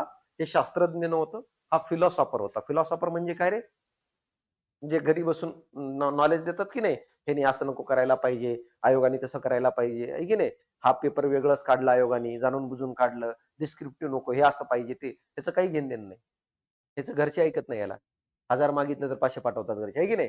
पण तर हे एक प्रकारचं फिलॉसॉफर आहे. त्या पद्धतीने हे अरिस्टॉटल जो आहे पॉलिटिकल फिलॉसॉफर होतं, पण याला वाटलं सजीवांचा अभ्यास करावं, त्यांचं वर्गीकरण करावं. या कारणामुळं पहिल्यांदा ह्याने अभ्यासाला सुरुवात केली. या कारणामुळे याला आपण जीवशास्त्राचा जनक, फादर ऑफ काय? बायोलॉजी. आणि दुसरं प्राणीशास्त्राचा जनक, फादर ऑफ काय म्हणतो आपण त्याला? झुलॉजी म्हणतो. कोणाला? अरिस्टॉटलला. अरिस्टॉटलने म्हटलं की आपण सजीवांचं काय करूया? वर्गीकरण करूया. आता सजीवांचं वर्गीकरण जर करायचं असेल, कसं करावं लागेल? मग सजीवांचं वर्गीकरण सुरुवातीला हे 2 गटामध्ये केलं रे. कोणकोणते 2 गट? एक गट प्राण्यांचा ठेवलं याने, अॅनिमिलिया म्हणतो. आणि दुसरं गट जर कोणाचं ठेवलं असेल तर कोणाचं? वनस्पतीचं ठेवलं. प्राण्यांचंही वर्गीकरण करत असताना तो काय म्हणतो माहिती आहे का? एक तर काय आहे, जो रक्त आहे या रक्ताच्या रंगावरून ठेवूया, रक्तरंग, ब्लडचं कलर कसा आहे. आणि दुसरं वर्गीकरण म्हणतं ते प्रजनन आधारित करूया, प्रजनन आधारित. रक्ताच्या रंगावरून यांनी सांगितलं 2 गट कसे तयार होईल. लाल रक्त नसणाऱ्यांचा एक गट करा आणि दुसरं लाल रक्त असणाऱ्यांचा काय करा? एक गट करा. लाल रक्त नसणारे आणि लाल रक्त असणारे, ह्याच्या आधारे केलं. प्रजननाच्या आधारे कसं केलं यांनी म्हटलं जे अंडी घालतात त्यांचा एक गट करा आणि जे पिल्लांना जन्म देतात त्यांचा काय आहे? एक गट करा. तर अशा प्रकारे प्राण्यांचं वर्गीकरण प्रजनन आणि दुसरं मला सांगा कशावरून? रक्ताच्या रंगावरून. कुणी केलं? अरिस्टॉटल. वनस्पतींचे 3 गट तयार केलते यांनी. तो म्हणजे कोणतं माहित आहे का? हर्ब्स असणार आहे, यानंतर श्रब्स असणार आहे आणि यानंतर तिसरं गट आहे ट्रीज असणार आहे. ह्याचा अर्थ कळतोय का? रोपटे, झुडपे आणि वृक्ष. हे वर्गीकरण केलं. परंतु माहित आहे का, जेव्हा या लोकांनी याला येऊन विचारलं की बाबा असा असा एक सजीव आहे, त्याला कुठं जागा देता येईल? वर्गीकरण म्हणल्यावर जागा तर भेटायला पाहिजे की नाही? जेव्हा ह्याच्याकडे आले तेव्हा ह्याला त्याचं उत्तर देता आलं नाही. का? कारण हे गुणधर्मांच्या आधारे केलेलं नव्हतं. जसं मी म्हंटलो की आता हे 2 गट आहेत, तर हे गुणधर्मांच्या आधारे आहेत का? नाही. तर अशा प्रकारे गुणधर्मांच्या आधारे कोणाला वर्गीकरण करता आलं नाही? कोणाला? अरिस्टॉटलला. म्हणून येणाऱ्या काळात याच्या वर्गीकरणाला कुठेही जागा दिलेली नाहीये. अरिस्टॉटल म्हणजे क्लास मधला तो विद्यार्थी ज्यांनी पहिल्यांदा हात वरती करून सांगितले की सर माझं गणित सॉल्व्ह झालेलं आहे, पण उत्तर काय? चुकलेला होता. तर त्याच्या श्रेय देऊ ना आपण पहिल्यांदा प्रयत्न केले म्हणून. मग त्याच्या श्रेयानुसार त्याला म्हटलो ना आपण फादर ऑफ बायोलॉजी, त्याच्या श्रेयानुसार म्हटलो ना फादर ऑफ झुलॉजी. परंतु त्याला राईट उत्तरचं श्रेय देता येईल का? नाही देता येणार. हेच कारण आहे की अरिस्टॉटलला आपण वर्गीकरणाचा जनक म्हणत नाही. जनक कोणाला म्हणता येईल? ज्यांनी उत्तर काय दिलं असेल? राईट. हे पुढे चालून दिलं 1735 मध्ये. कोण? कॅरोलस लिनियस यांनी. या कारणामुळे त्याला जनक म्हणतो ना की कोणाला? अरिस्टॉटलला. कळत इथपर्यंत? जर ह्याचं वर्गीकरणच चुकलंय, ह्याच्या स्टेपच चुकल्यात सगळ्या, तर ते आपल्याला लक्षात ठेवायची गरज आहे का? नाहीये. म्हणून ह्याचं वर्गीकरण आपल्याला डिटेल बघायची गरज नाही. कोणाचं? अरिस्टॉटल. क्लिअर इथपर्यंत? यानंतर कोण आलं रे? थिओफ्रस्टिस. त्याचाच विद्यार्थी होता. हे वनस्पतीच्या बाबतीत अभ्यास करायचं नुसतं. या कारणामुळं याला जर आपण काय म्हणत असेल तर याला म्हणतो आपण वनस्पती शास्त्राचा जनक. वनस्पती शास्त्राचा काय? जनक. यानी फादर ऑफ काय रे? बॉटनी. फादर ऑफ काय म्हणतो आपण याला? बॉटनी. बॉटनीचा जनक म्हणून जर कोणाला ओळखत असेल तर हा कार्यकर्ता आहे, that is called as a Theophrastus. अरिस्टॉटलचा विद्यार्थी होता आणि यांनी बॉटनीच्या रिलेटेड अभ्यास केलं. या कारणामुळे याला फादर ऑफ काय म्हणतो? बॉटनी. तसेच याला आपण काय म्हणतो रे? फादर ऑफ जर बघितलं एन्शियंट प्लॅन्ट काय? टॉक्झॉनॉमी. थोड्या वेळा सांगितलं ना एन्शियंट प्लॅन्ट काय आहे? टॉक्झॉनॉमी. हे सांगितलं. यांनी वर्गीकरण वनस्पतींचे 4 गटात केलं. वनस्पतीचं वर्गीकरण किती गटात केलं? 4 गटात. कोणकोणते? तेच गट होते, वेगळं काही केलं नाही. एक होतं हर्ब्स, दुसरं होतं श्रब्स. आणि तिसरं बघा, झुडपांपेक्षा थोडे उंच होते, त्याला आपण अंडर श्रब्स नाव देण्यात आलं. अंडर श्रब्स नाव देण्यात आलं. आणि चौथं होतं काय, ट्रीज. हे काही पाठ नका करू, हे काही विचारलं जाणार नाही का, कारण यांचं वर्गीकरणच चुकीचं होतं. ज्याला मान्यताच नाही आहे त्याचा अभ्यास करून काय फार. हे भाऊ, तुला इथली लोकसंख्या माहित पाहिजे ना, युगांडाची लोकसंख्या पाठ करून राहिलं, काय कामाचं. समजलं, तर ते कामातच नाहीये ते, आपल्याला बघून काही अर्थच नाहीये. यासाठी विनाकारण स्पेलिंग पाठ करत बसते. Hub, shrubs, under shrubs, trees वगैरे. ह्याचं पण वर्गीकरण नव्हतं परफेक्ट. का, कारण ह्याला पण गुणधर्मांचा विचार करता आला नाही सायंटिफिक. म्हणून थिओफ्रस्टीच्या वर्गीकरणाला पण कुठेही पुढे जागा भेटली नाही. परंतु हे थोडं हुशार होतं, त्यांनी पुस्तक लिहायला सुरुवात केली. आणि वनस्पतीची माहिती लिहिणारा पहिला शास्त्रज्ञ जर कोण असेल तर कोण होतं, थिओफ्रस्टिस. म्हणजे बॉटनीवरील जगातील पहिलं पुस्तक जर कुणी लिहिलं असेल तर कुणी लिहिलंय, थिओफ्रस्टिस. आणि पुस्तकाचं नाव काय आहे, तर पुस्तकाचं नाव आहे बघा, हिस्टोरिकल प्लॅन्टरम. हिस्टोरिकल प्लॅन्टरम हा जगातील बॉटनीवरील पहिलं पुस्तक आहे. आणि पुस्तक लिहिणाऱ्या कार्यकर्त्याचं नाव काय रे, थिओफ्रस्टिस आहे. समजलं. या व्यतिरिक्त आणखी 2-3 पुस्तकं लिहिलं त्यांनी, cause of plant, inquiry into plant, ते एवढं महत्वाचे नाहीये. एवढं सगळं सांगितलं थिओफ्रस्टिसने, परंतु ह्याच्या वर्गीकरणालाही पुढे चालून कुठेही जागा भेटलेली नाहीये. म्हणून ह्याच्या वर्गीकरणाला पण मान्यता देण्यात आली का, नाही देण्यात आली. मग सर, मान्यता नेमकं देण्यात कोणाला आली, अरे जे खरं सांगाल, जिचं राईट उत्तर असेल त्यांना देण्यात आली की नाही. अगो कोणालाही देण्यात येईल. क्लासमध्ये 10 जण हात वरती केले, 10चे 10 लोकांची उत्तर चुकीची आहेत, काय सगळ्यांना आपण पहिला नंबर काढायचं का, नाही. कळतंय. तर आता पहिलं नंबर असणारा कोण, तर त्या कार्यकर्त्याचं नाव आहे कॅरोलस लिनियस. बघा बरं, बघूनच कळते की नाही हुशार आहे. समजतंय, हुशार आहे, महान शास्त्रज्ञ, ज्यांनी वर्गीकरणामध्ये नवीन पायंडा पाडलं, वर्गीकरणामध्ये गुणधर्मांच्या आधारे वर्गीकरण करायचं ह्याचं पाया घातलं. वर्गीकरण कसं करावं हे जगाला प्रत्येकाच्या कानात जाऊन सांगणारा कार्यकर्ता म्हणजे कोण, कोण असणार आहे, कॅरोलस लिनियस. हेअरस्टाईल बघा तिची, अशी हेअरस्टाईल, या वयात एवढे केस होते, म्हणजे किती टॅलेंटेड. आपले गेले, काही काहींचे 18तच गेले, वय वर्ष 18 तरी एकही केस नाही डोक्यावर. आता बघा, हा तो कार्यकर्ता आहे. हे काय करायचं, जगामध्ये फिरला. कुठं फिरलं, वेगवेगळ्या देशात जायचं, वेगवेगळ्या जे काही अभयारण्य आहेत तिथं जायचं, जंगलामध्ये जायचं, तिथं वनस्पतींचं निरीक्षण करायचं, प्राण्यांचं निरीक्षण करायचं, आणि कागदावर काय करायचं, लिहून ठेवायचं मित्रांनो. का, कारण लोकांना सबूत दाखवण्यासाठी. नाहीतर तू काही म्हणशील ना रे, तू सबूत नसेल तर काही म्हणशील की नाही.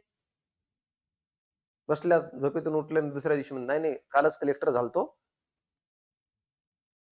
रेड टाकून आलोय, काही म्हणतं ना माणूस, सबूत पाहिजे की नाही.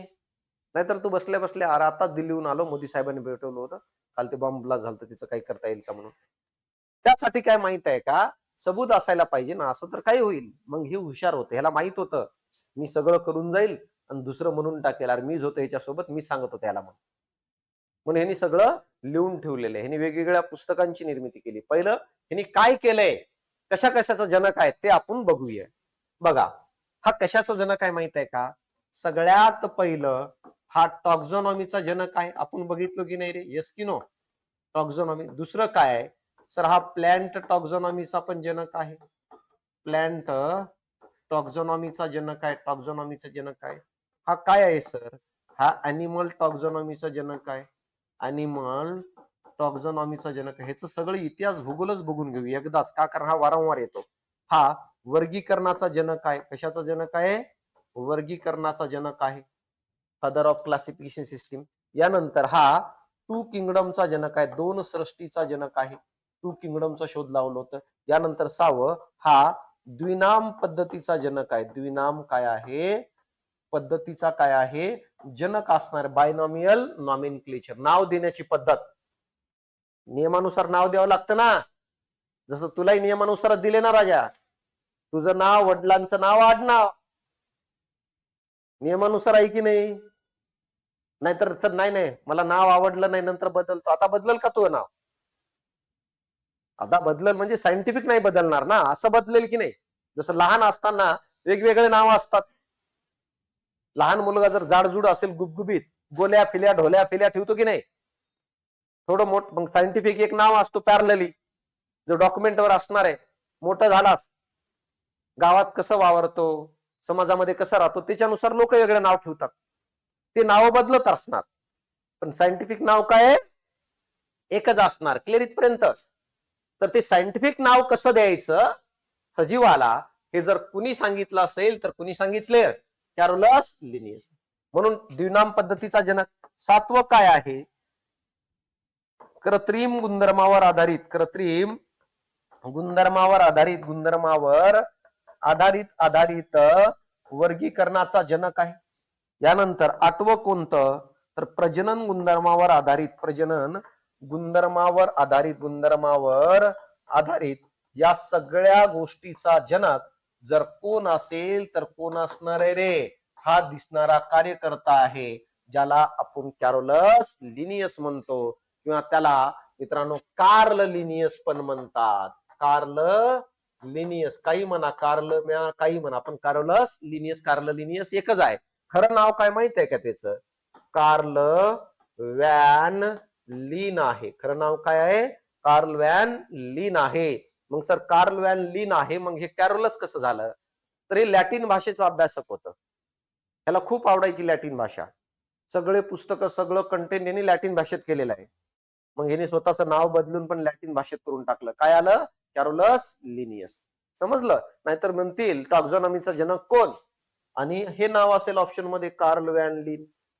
तुम्ही म्हणताल हे व्हॅन लीन तर कुठं बघितलंच नाही. अरे भाऊ हाच आहे, गंगाधर शक्तिमान होता, माहित असायला पाहिजे, नाहीतर गडबड होऊ शकते. समजली इथपर्यंत? तर अशा प्रकारे बघा, कार्ल व्हॅन लीन ह्याचं नाव आहे. कॅरोलस लिनियस हा टॉक्झॉनॉमीचा जनक, प्लॅंट टॉक्झॉनॉमीचा जनक, अॅनिमल टॉक्झॉनॉमीचा जनक, वर्गीकरणाचा जनक, टू किंगडमचा जनक, द्विनाम पद्धतीचा जनक, कृत्रिम गुणधर्मावर आधारित वर्गीकरणाचा जनक आणि प्रजनन गुणधर्मावर आधारित वर्गीकरणाचा जनक, ते पण सायंटिफिक. हेच कारण आहे 5वीच्या विज्ञानाच्या पुस्तकापासून ते PhDच्या पुस्तकापर्यंत त्याचं नाव आहे. म्हणजे आहे की नाही रे? आहे. भारतातच नाही, जगातील कोणत्याही देशामध्ये जाऊन जर तुम्ही बॉटनी आणि बायोलॉजीचा अभ्यास करत असाल तर त्याच्यामध्ये या भाऊचं नाव आहे. म्हणजे एवढ्या पुस्तकात त्याचं नाव लोकांनी लिहिलंय. उगं लिहिते का रे? तुमचं नाव आलंय का कधी कुठं? लिहिलंय का कुठं नाव? नाही ना. नाव येण्यासाठी काहीतरी मोठं करावं लागेल की नाही? काय करावं लागेल? एकतर चांगलं काम कर, नाहीतर बॅगेत RDX घेऊन फिर. नावच नाव, दोन्हीपैकी एक काहीतरी करावं लागेल. तर नाव येण्यासाठी मोठं काम करावं लागेल. असंच नाव येत नाही. तुमचं आलंय का कधी कुठं? छापलंय का? नाहीच ना. डॉक्युमेंटवर एक असेल, आहे की नाही? आणि दुसरं कुठं? लहान असताना जर लग्नाच्या पत्रिकेत टाकतात बघा, आपल्याकडे असतात मराठवाड्यामध्ये, खाली लिहितात. काय लिहितात रे?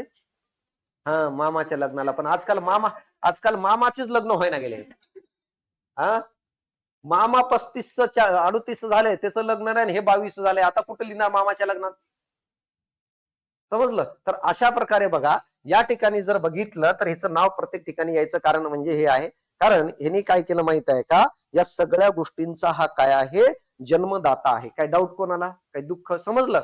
आता एवढंच नाही केलं, यांनी वेगवेगळे पुस्तकं पण लिहिलेले आहेत. यांनी वेगवेगळे काय केलेले रे? पुस्तकं पण लिहिलेले आहेत.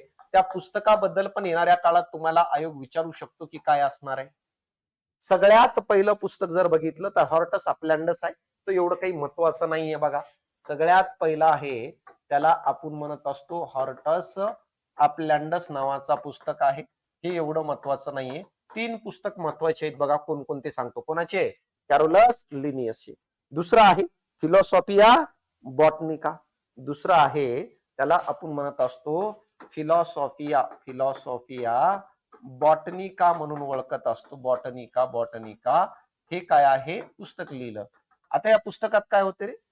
या पुस्तकात द्विनाम पद्धतीचे नियम, द्विनाम पद्धत जी आहे ना, द्विनाम पद्धत, या पद्धतीचे काय दिले होते? यामध्ये नियम दिलेले आहेत.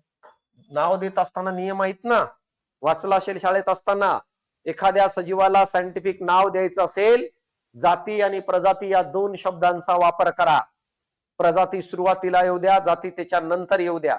प्रजातीची सुरुवात कॅपिटल लेटरनी, जातीची सुरुवात काय? स्मॉल लेटरनी. लॅटिन भाषेत असायला पाहिजे, इटॅलिक लिपीत असायला पाहिजे. हे जे मी सगळं बोलू राहिलो, का माझ्या कानात येऊन थोडी सांगितलं रात्री स्वप्नात हे. तर हे सगळं पुस्तकात लिहिलंय. कोणाच्या? आता आपल्या लिहिलंय, पण आपल्या पहिले या भाऊच्या पुस्तकात लिहिलंय. कळालं का? आणि त्या पुस्तकाचं नाव काय? फिलॉसॉफिया बॉटनिका हे त्या पुस्तकाचं नाव आहे. कळालं इथपर्यंत? यानंतर बघा, आता नियम सांगितलं.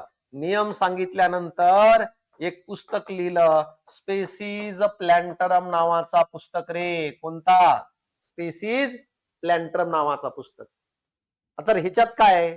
तर हा पुस्तक 1 मे 1753 ला पब्लिश झालं आणि या पुस्तकात वनस्पतीला नाव दिले. शास्त्रीय वनस्पतीला काय दिलं? नाव दिलं. सर त्याच्या पहिले नाव होतं का? होतं ना, पण वेगवेगळ्या नावाने ओळखलं जायचं. आज पण बोली भाषेमध्ये वेगवेगळे नाव आहेत की नाही? जसं उपासाच्या दिवशी खाल्लं जाणारा एक पदार्थ रताळ, माहित आहे? त्याला इंग्लिश मधून स्वीट पोटॅटो म्हणतो नॉर्मल लँग्वेज मध्ये. साऊथ कडे गेलं तर मिठा आलू म्हणतात. पण त्याला एक सायंटिफिक नाव असायला पाहिजे की नाही? नाहीतर तुला घरच्यांनी अमेरिकेला पाठवले आणि घरच्यांनी सांगितले की जा मार्केटमधून रताळा घेऊन ये. दिवसभर जरी अमेरिकेच्या मार्केटमध्ये रताळा द्या म्हणून ओरडलास, कोणी देईल का? पण सायंटिफिक नाव घेतलं तर जगामध्ये सगळ्या ठिकाणी तो नाव काय? कॉमन असणार ना, आहे की नाही? गावात कोणती ओरडत आलं, गोलूने कांड केलं. अरे गोलू 5 प्रकारचे गावात, नेमकं कोणत्या गोलूने कांड केलं हे कळणार आहे का? नाही. परंतु परफेक्ट नाव जर सांगितलं, नाव ते वडिलाचं नाव आणि आडनाव, मग कळते की नाही कुणी कांड केले. तर हे अशा प्रकारे बघा. तर हे पहिल्यांदा नाव कोणत्या पुस्तकात दिलं? स्पेसीज प्लॅन्टरम. कधी? पुस्तक 1 मे 1753. म्हणजे याचा अर्थ द्विनाम पद्धतीची सुरुवात, बायनॉमियल नॉमेनक्लेचरची सुरुवात कधीपासून? 1753 पासून असणार आहे. कळालं इथपर्यंत?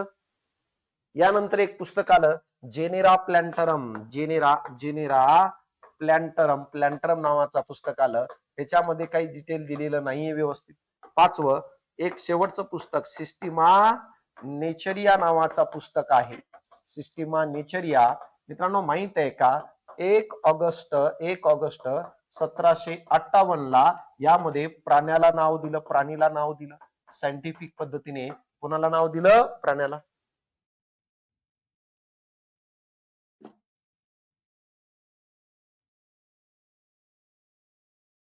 कळतंय? अॅनिमलला नाव दिलं. कुणी दिलं? कोणत्या पुस्तकात? Sistema nature. ऍक्च्युली काय माहिती आहे का? हा पुस्तक त्यांनी 1735 मध्ये लिहिलं होतं, 1735 मध्ये. परंतु 1 ऑगस्ट 1758 ला त्याची 10th एडिशन होती आणि त्या 10th एडिशन मध्ये हे नाव देण्यात आलेलं होतं. क्लिअर इथपर्यंत? तर अशा प्रकारे या भाऊचं इतिहास भूगोल कळाला का? समजलं इथपर्यंत? तर हे सगळं आहे कोणाच्या बाबतीत? कॅरोलस लिनियस. आता आपण वर्गीकरणाला सुरुवात करूया, कारण ह्याच्या नंतरच सायंटिफिक वर्गीकरण आहे, ह्याच्या पाठीमागे नाहीये कुठं. म्हणजे आता कॅरोलस लिनियसचं वर्गीकरण बघूया. त्याच्या ज्या काही चुका आहेत त्या काढण्यासाठी पुढे कोणीतरी आलं, तर ते सगळं आपल्याला बघायचंय. पहिले मला सांगा, एवढं समजलं का? काय डाऊट कोणाला? काही दुःख आहे का? नाही ना? एकदा वाचा म्हणजे आपण जाऊया आता परफेक्ट वर्गीकरण. नाही, एक मिनिट थांबा. बायनॉमियल नॉमेनक्लेचर बघून घेऊया पहिल्यांदा. द्विनाम पद्धत कधी आहे रे? 1 मे 1700 कधी आले? 53 ला. नाव देण्याची पद्धत. नाव देत असताना काही नियम सांगितलेले आहेत. काय नियम सांगितले रे नाव देत असताना? पहिला नियम, नाव देत असताना जाती व प्रजातीचा वापर. आता इंग्रजीतून लक्षात ठेवा. काय रे? स्पेसीज आणि मला सांगा व कोणाचा वापर? जिनसचा वापर.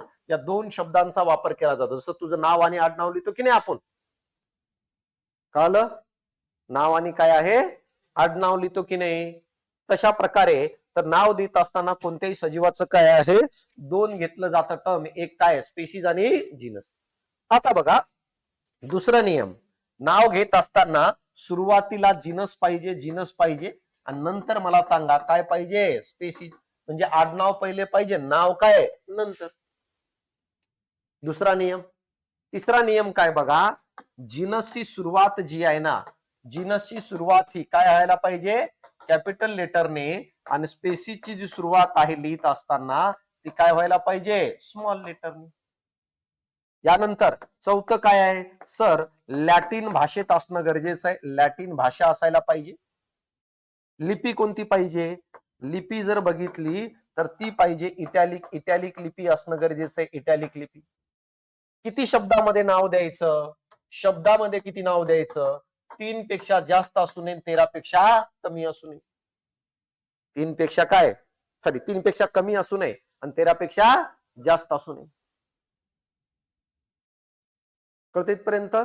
तर अशा प्रकारे आहे. 3 पेक्षा कमी असू नये, 13 पेक्षा जास्त असू नये, हे असणार आहे. क्लिअर इथपर्यंत? समजलं? काय डाऊट? आता बघा, या ठिकाणी जर बघितलं तर हे शब्द आहे. 3 पेक्षा कमी असू नये, 13 पेक्षा जास्त असू नये. आता जाती व प्रजातींचा वापर स्पेसिस आणि जिनस. जिनस म्हणजे काय? जे सुरुवात जिनसनी, नंतर काय? स्पेसिस. जिनसची सुरुवात कॅपिटल लेटरने, स्पेसिस काय? स्मॉल लेटरने. लॅटिन भाषेत असायला पाहिजे, इटॅलिक लिपीत असायला पाहिजे. अल्फाबेटची संख्या 3 पेक्षा कमी असू नये, 13 पेक्षा जास्त असू नये. आता बघा, सर एखादं नाव दिलं तर ज्यांनी नाव दिलं ना, त्याचं नाव पुढे लिहायचं डॅश देऊन. त्याचं नाव काय आहे? पुढे लिहायचं, शॉर्टकट मध्ये लिहायचं. जसं उदाहरणार्थ मला सांगा, वाघाला नाव द्यायचे आपल्याला, वाघ. तर वाघाची जिनस काय आहे? वाघाची जिनस आहे पॅन्थेरा. स्पेसिस काय आहे? स्पेसिस आहे टायग्रिस. तर नाव देत असताना बघा, सुरुवातीला काय येईल रे? जिनस. म्हणजे काय येणार आहे? पॅन्थेरा. आलं की नाही? नंतर काय येईल रे? स्पेसिस. म्हणजे कोण? टायग्रिस. समजलं? बघा, जिनसची सुरुवात काय? कॅपिटल लेटरने. स्पेसिसची सुरुवात काय? स्मॉल लेटरने. लॅटिन भाषेत आणि इटॅलिक लिपीत. अल्फाबेट 3 पेक्षा कमी नाही, 13 पेक्षा जास्त असू नये. आणि अशा प्रकारे जर हाताने लिहित असेल तर असं अंडरलाईन करून टाकायचं. हाताने लिहित असेल तर काय करायचं? अंडरलाईन. लिपी जर नसेल. क्लिअर इथपर्यंत? आणि ज्यांनी नाव दिलं त्याचं नाव लिहा. जसं की लिनियसनी दिले इथं ह्याला नाव, तर त्याची शॉर्ट फॉर्म लिहिलं काय? LINN. पूर्ण कुठं लिहायचं? किती मोठं होईल मग नाव ते? कोणी द्या. जसं भारताचा शास्त्रज्ञ आहे आणि त्यांनी नाव दिलं, पॅन्थेरा टायग्रिस दिलं आणि नाव दिलं. जसं उदाहरणार्थ भारतामध्ये अंबादासने नाव दिलं, तर काय लिहायचं इथं? आंबा लिहून टाका. पण नाही देत ना तो नाव. ऐकले का फादर ऑफ बॉटनी अंबादास कधी? कधी बघा, एक विचार करा, असं कोणतरी शास्त्रज्ञांचं नाव आले आणि हे नाव तिथे येतील म्हणून. घरच्यांना माहित आहे हे अंबादासच राहणार म्हणून नाव तसं देत ना. नाव शास्त्रज्ञांचं जर बघितलं तर तसं ते नाव पण तसं, रमन इफेक्ट, अंबादास इफेक्ट. काय अंबादास इफेक्ट? काय पूर्ण गाव परेशान. तर काय माहित आहे का, अशा प्रकारे हे जर नाव दिलं जातं. नियम कळाला तुम्हाला? द्विनाम पद्धतीचे काय असणार आहेत, कसं असणार आहे? इथं बघा, कडुलिंबला नाव आहे. काय आहे? अजाडिओरेटिका इंडिका. हे पाठ नाही करायचं, ओळखा ओळखीचा कार्यक्रम आहे आपल्यावर. पेपर म्हणजे काय आहे? ओळखा ओळखीचा कार्यक्रम. आणि आपलं क्लास म्हणजे काय? बघा बघीचं कार्यक्रम आहे की नाही? इथं बघा, इथं बघायचं आणि तिथं जाऊन ओळखायचं, बाकी लोड घ्यायचं नाही. अजाडिओरेटिका इंडिका. जास्वंद, हिबिस्कस रोजा. बरं का? हिबिस्कस काय आहे? रोजा. आता इथं बघा, कसं लक्षात ठेवायचं? जास्वंद काय आहे रे? लाकूड आहे, फुल आहे की नाही? मग मस्तपैकी काय दिलं रे इथं? कालपर्यंत हे असं ओळखा ना. कुठं सगळं पाठ करायचं तुम्हाला? इंटरव्ह्यूला कुठं चाललंय तुम्ही याच्यावर विचारणार आहे तर मग सायंटिफिक बोलायचं. मका, झीम आहे म्हणजे हे तुम्हाला बघायची गरज नाहीये. हे कडुलिंब, अजाडिओरेटिका इंडिका, फेमस नाव आहे बघा तो. यानंतर आता मका आहे, हे लक्षात. मधमाशी, अपिस काय आहे रे? डॉर्सटा. अपिस काय आहे? जिनस. डॉर्सटा काय आहे? स्पेसिस. रोहू मासा. रोहू मासा बघितले ना? बघा, लोबिओ रोहिता दिले की नाही? रोहू मासा. तर त्याच्यावरून ओळखता येईल की नाही? तर हे आपल्याला बघायची गरज आहे का? नाही बघायची गरज. तसं लक्षात घ्या ना. कटला मासा, एकदा कळत नाही म्हणून दोनदा दिले बघ. कटला, कटला. मग हे पाठ करायची गरज आहे का? नाही. रेशीम किडा, बॉम्बिक्स मोरी, हे लक्षात ठेवू. ऊस, काय भेटतं त्याच्यापासून? मग इथं साखरच लिहिलंय ना, बघा ना, साखरम. समजलं? हे पाठ करायची गरज आहे का? नाही. तंबाखू सगळ्यांना माहित आहे, टोबॅकम. हे घ्यायची गरज नाहीये. सदाफुली काय आहे रे? फुल आहे की नाही? मग इथे दिलंय का रोजेस? येस. हे बघायची गरज नाही. हे काय? मग इथे दिले ना, काय दिलंय? हे बघायची गरज आहे का? नाही. आंबा, दास आंबा, मँगी फेरा जगाला माहिती आहे ना, इंडिका. मग ह्याच्यामध्ये एक लक्षात घे, किती लक्षात ठेवायचे तुला? 1, 2, 3, त्यानंतर काय रे? 4, आणि त्या 4च ना. म्हणजे ह्याच्यामध्ये सगळ्यांमध्ये आपल्याला फक्त काय लक्षात ठेवायचंय? 4. समजलं? तर हे कळणं गरजेचं आहे. ओळखायचं कसं? तिथं परेशान होत त्याला. पेपरमध्ये तुमचं लॉजिक काय आठवायला पाहिजे, सगळं नाही आठवणार. मोबाईल नंबर आठवत नाही तो पेपरमध्ये तुला. बाकी सोड. यासाठी काय आहे, आपल्याला सेन्स ऑफ ह्युमरच्या सहाय्याने जाणं गरजेचं आहे. क्लिअर इथपर्यंत समजलं? हे नाव आहे. काय डाऊट कोणाला? काय दुःख? समजलं इथपर्यंत? कळतं? एकदा वाचा 2 मिनिटांमध्ये, मग आपण ऍक्च्युअली वर्गीकरणाकडे जाऊया, की नेमकं कुणी काय काय कांड केलेले आहेत.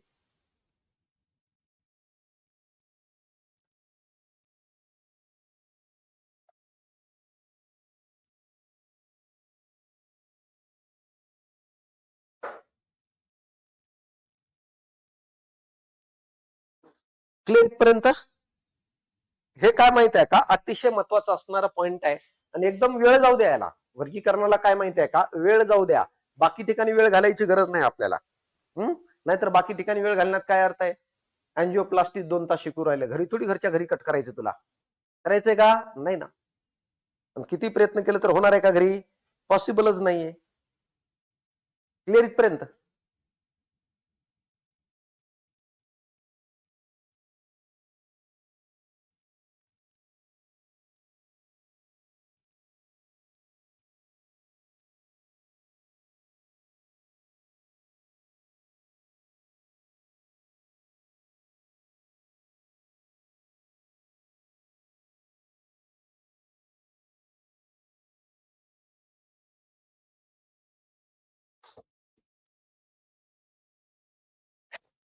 क्लिअर आहे?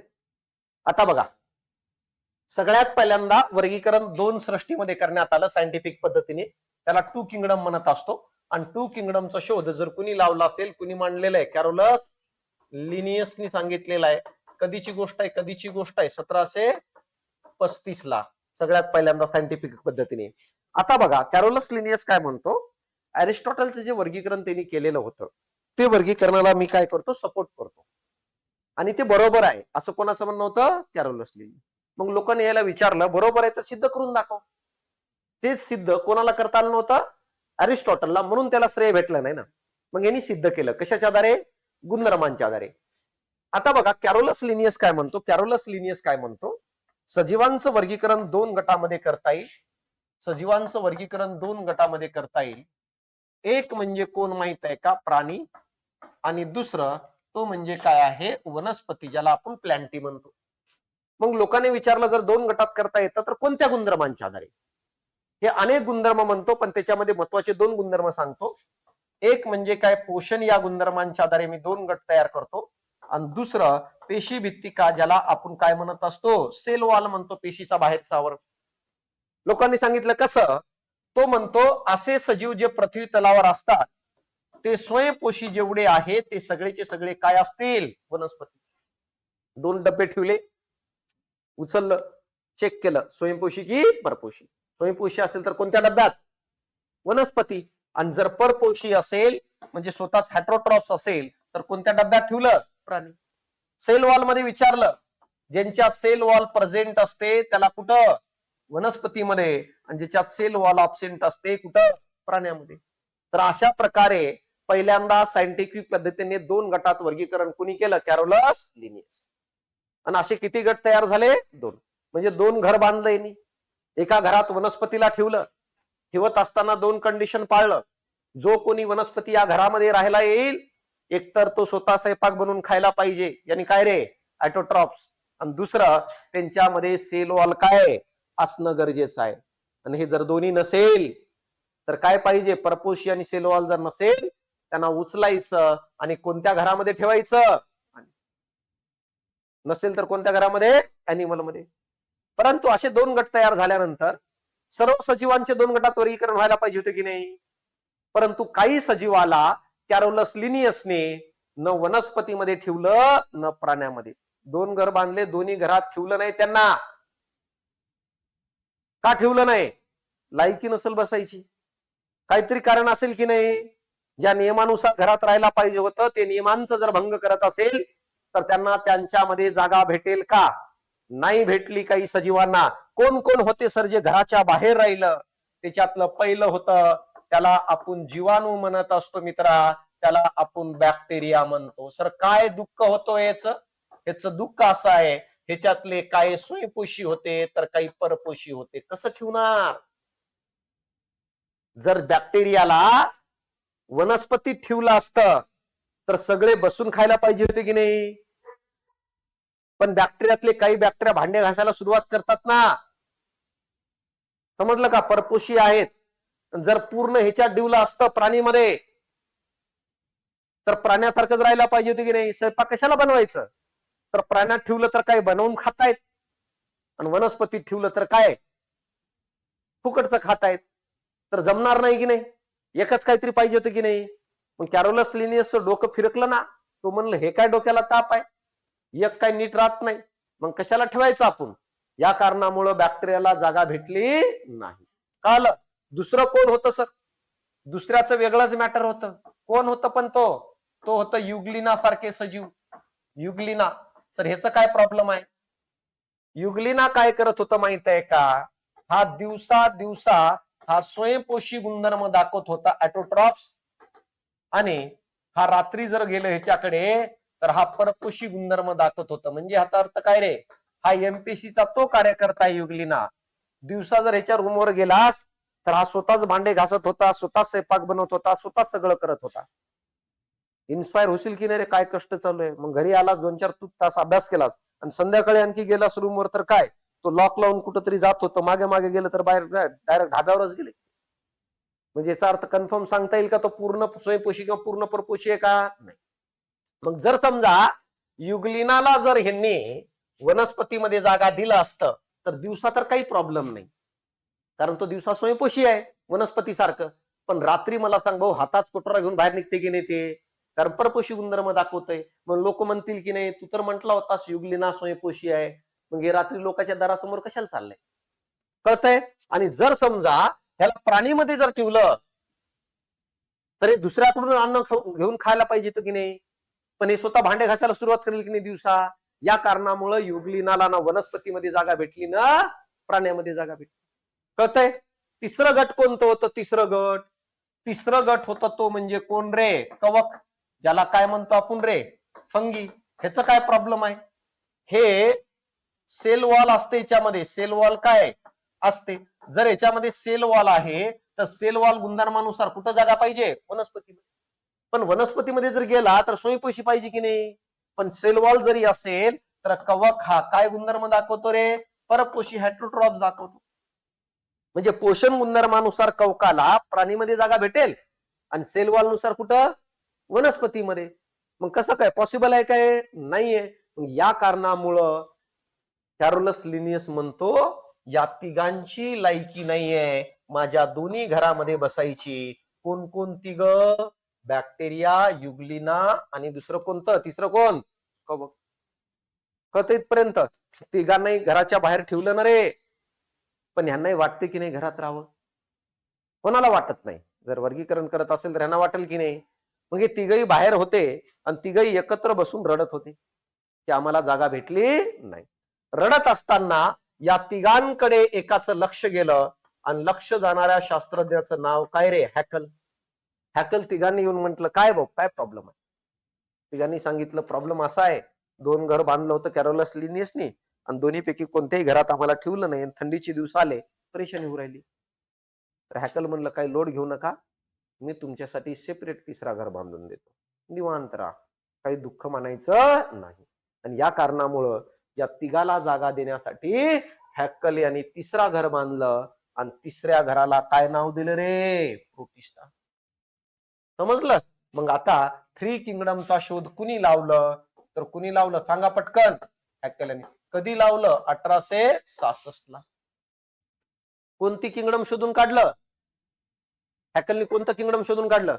प्रोटिस्टा. आणि प्रोटिस्टा मध्ये या घरामध्ये कोणाकोणाला जागा दिली रे? जीवाणूला जागा दिलं. यानंतर काय? युग्लिनाला जागा दिलं. आणि यानंतर काय आहे? कौकाला जागा दिलं. समजले की नाही? हे झालं किती किंगडम? Three kingdom. विचारतात हॅकलच्या प्रोटिस्टा किंगडम मध्ये कोणत्या सजीवांचा समावेश होतो? अरे ज्यांना कॅरोलस लिनियसच्या घरात जागा भेटली नाही त्यासाठी सुंदर घर बांधून देणारा कोण? हॅकल. कोणतं नाव? प्रोटिस्टा. कोणाकोणात समावेश? बॅक्टेरिया, युग्लिना आणि फंगीच. सगळ्यांना जागा भेटली की नाही? मग आता निवांत राहायला पाहिजे की नाही रे? निवांत राहायला पाहिजे की नाही? परंतु काय झालं? हे तिन्ही घर लाईननी होते. तिन्ही घरामध्ये सगळे लोक राहतायत आनंदात. परंतु या घराच्या साईडने एक रस्ता जातो आणि या रस्त्यावरून एक शास्त्रज्ञ फिरत फिरत जात होतं आणि त्या शास्त्रज्ञाचं नाव आहे कोपलँड. कधी जात होता? 1938 ची गोष्ट आहे. जात असताना जोराजोराने आवाज येत होतं रडण्याचं. ओरडतो की नाही माणूस मारल्यानंतर कोणी? जोराजोराने काय आहे? आवाज येत होतं रडण्याचं. कोपलँडला वाटलं कोणावर तरी नक्की 100% अत्याचार होतोय, कोणाला तरी त्रास देतय कोणीतरी. कोपलँडने तिन्ही घरातल्या खिडकीतून बघितलं तर या दोन्ही घरामध्ये त्याला काही सापडलं आणि सगळे आनंदात राहत होते. पण जेव्हा प्रोटिस्टा या घरामध्ये त्यांनी खिडकीतून डोकावून पाहिलं ना मित्रा, तर काय सीन होतं माहित आहे का? काय सीन होतं? तर बघा, हा जो जीवाणू आहे या जीवाणूला युग्लिना गच्च पकडलेलं होतं दोन्ही हाताने आणि कवक बेल्टने मारत होता. कोणाला? जीवाणूला. समजलं? म्हणजे कोण एका बाजूने झालते? युग्लिना आणि कवक. एक पकडलंय, दुसरं कोण होतं? मारत होता. कोणाला? बॅक्टेरियाला. म्हणजे अन्याय कोणावर होत होतं? बॅक्टेरियावर. हे खिडकीतून कोणी बघितलं? कोपलँड यांनी. कोपलँड यांनी जीवाणूला विचारलं, काय मजबुरी आहे तू? का मार खाऊ राहिला शेवटी विनाकारण? लहान आहे ना तो छोट. ते मोठे ऐकणार आहेत का? नाही. कोपलँडनी जीवाणूला विचारलं, का मार खाऊ राहिलं? जीवाणू म्हणलं, माझी मजबुरी आहे. न घर दुसरं राहिलं आहे. मार का खाणं होईना पण इथंच राहावं लागेल. म्हणून मार खातोय. किती मारलं तर दुसरं ऑप्शन माझ्याकडे नाही आहे. असं कोण म्हणतं? कोण म्हणतं? जीवाणू. कोणाला? कोपलँडला. कोपलँड म्हणतो की बाबा एवढं मार खाणं मला देखवत नाही. माझ्या डोळ्यातून अश्रू आले.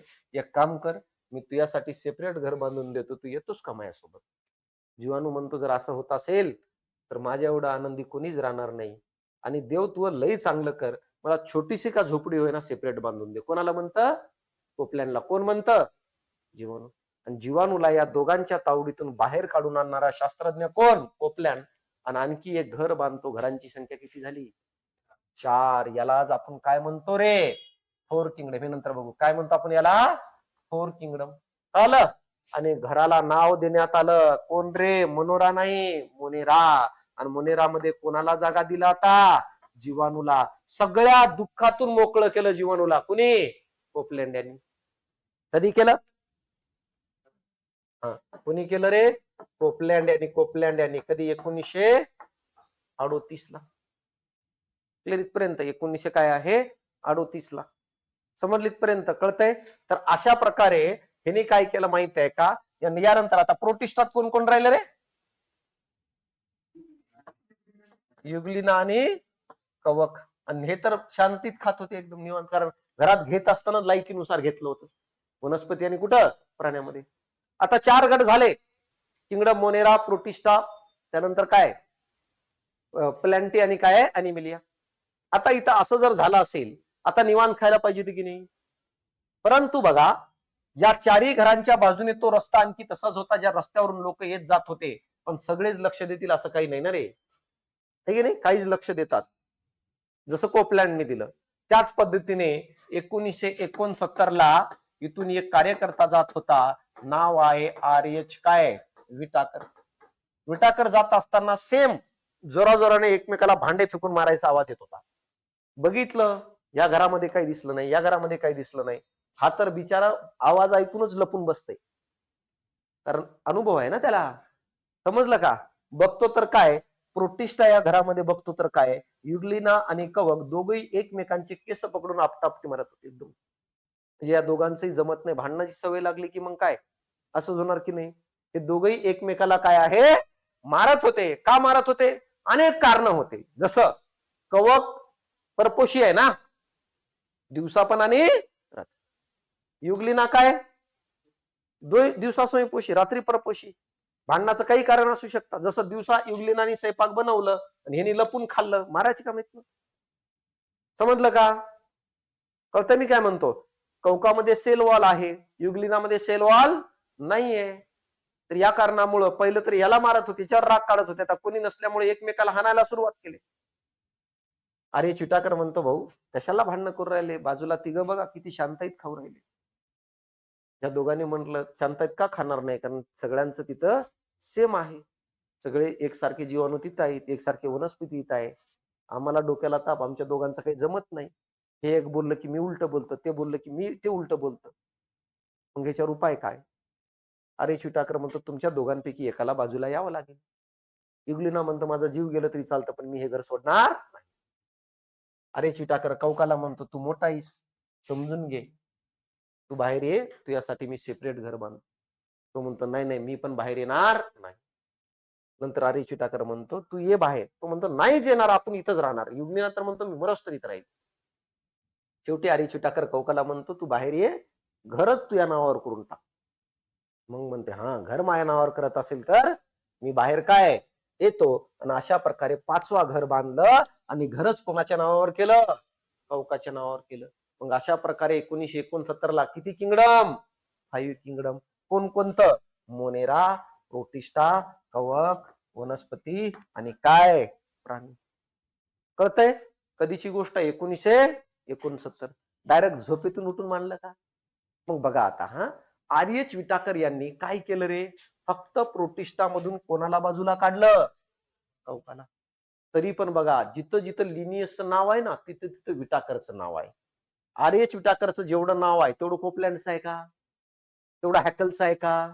नाही. त्याच नाव का घेतलं जातं? काहीतरी वेगळं केलं असेल की नाही, जे आपल्याला माहित नाही.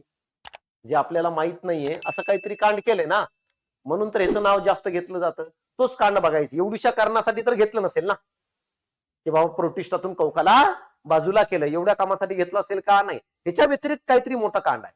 याच कारणामुळं 5वीच्या पुस्तकापासून ते पीएचडी पर्यंत याचं नाव आहे. जसं वर्गीकरणामध्ये 2च नाव माहित आहे तुम्हाला. कोणकोणतं?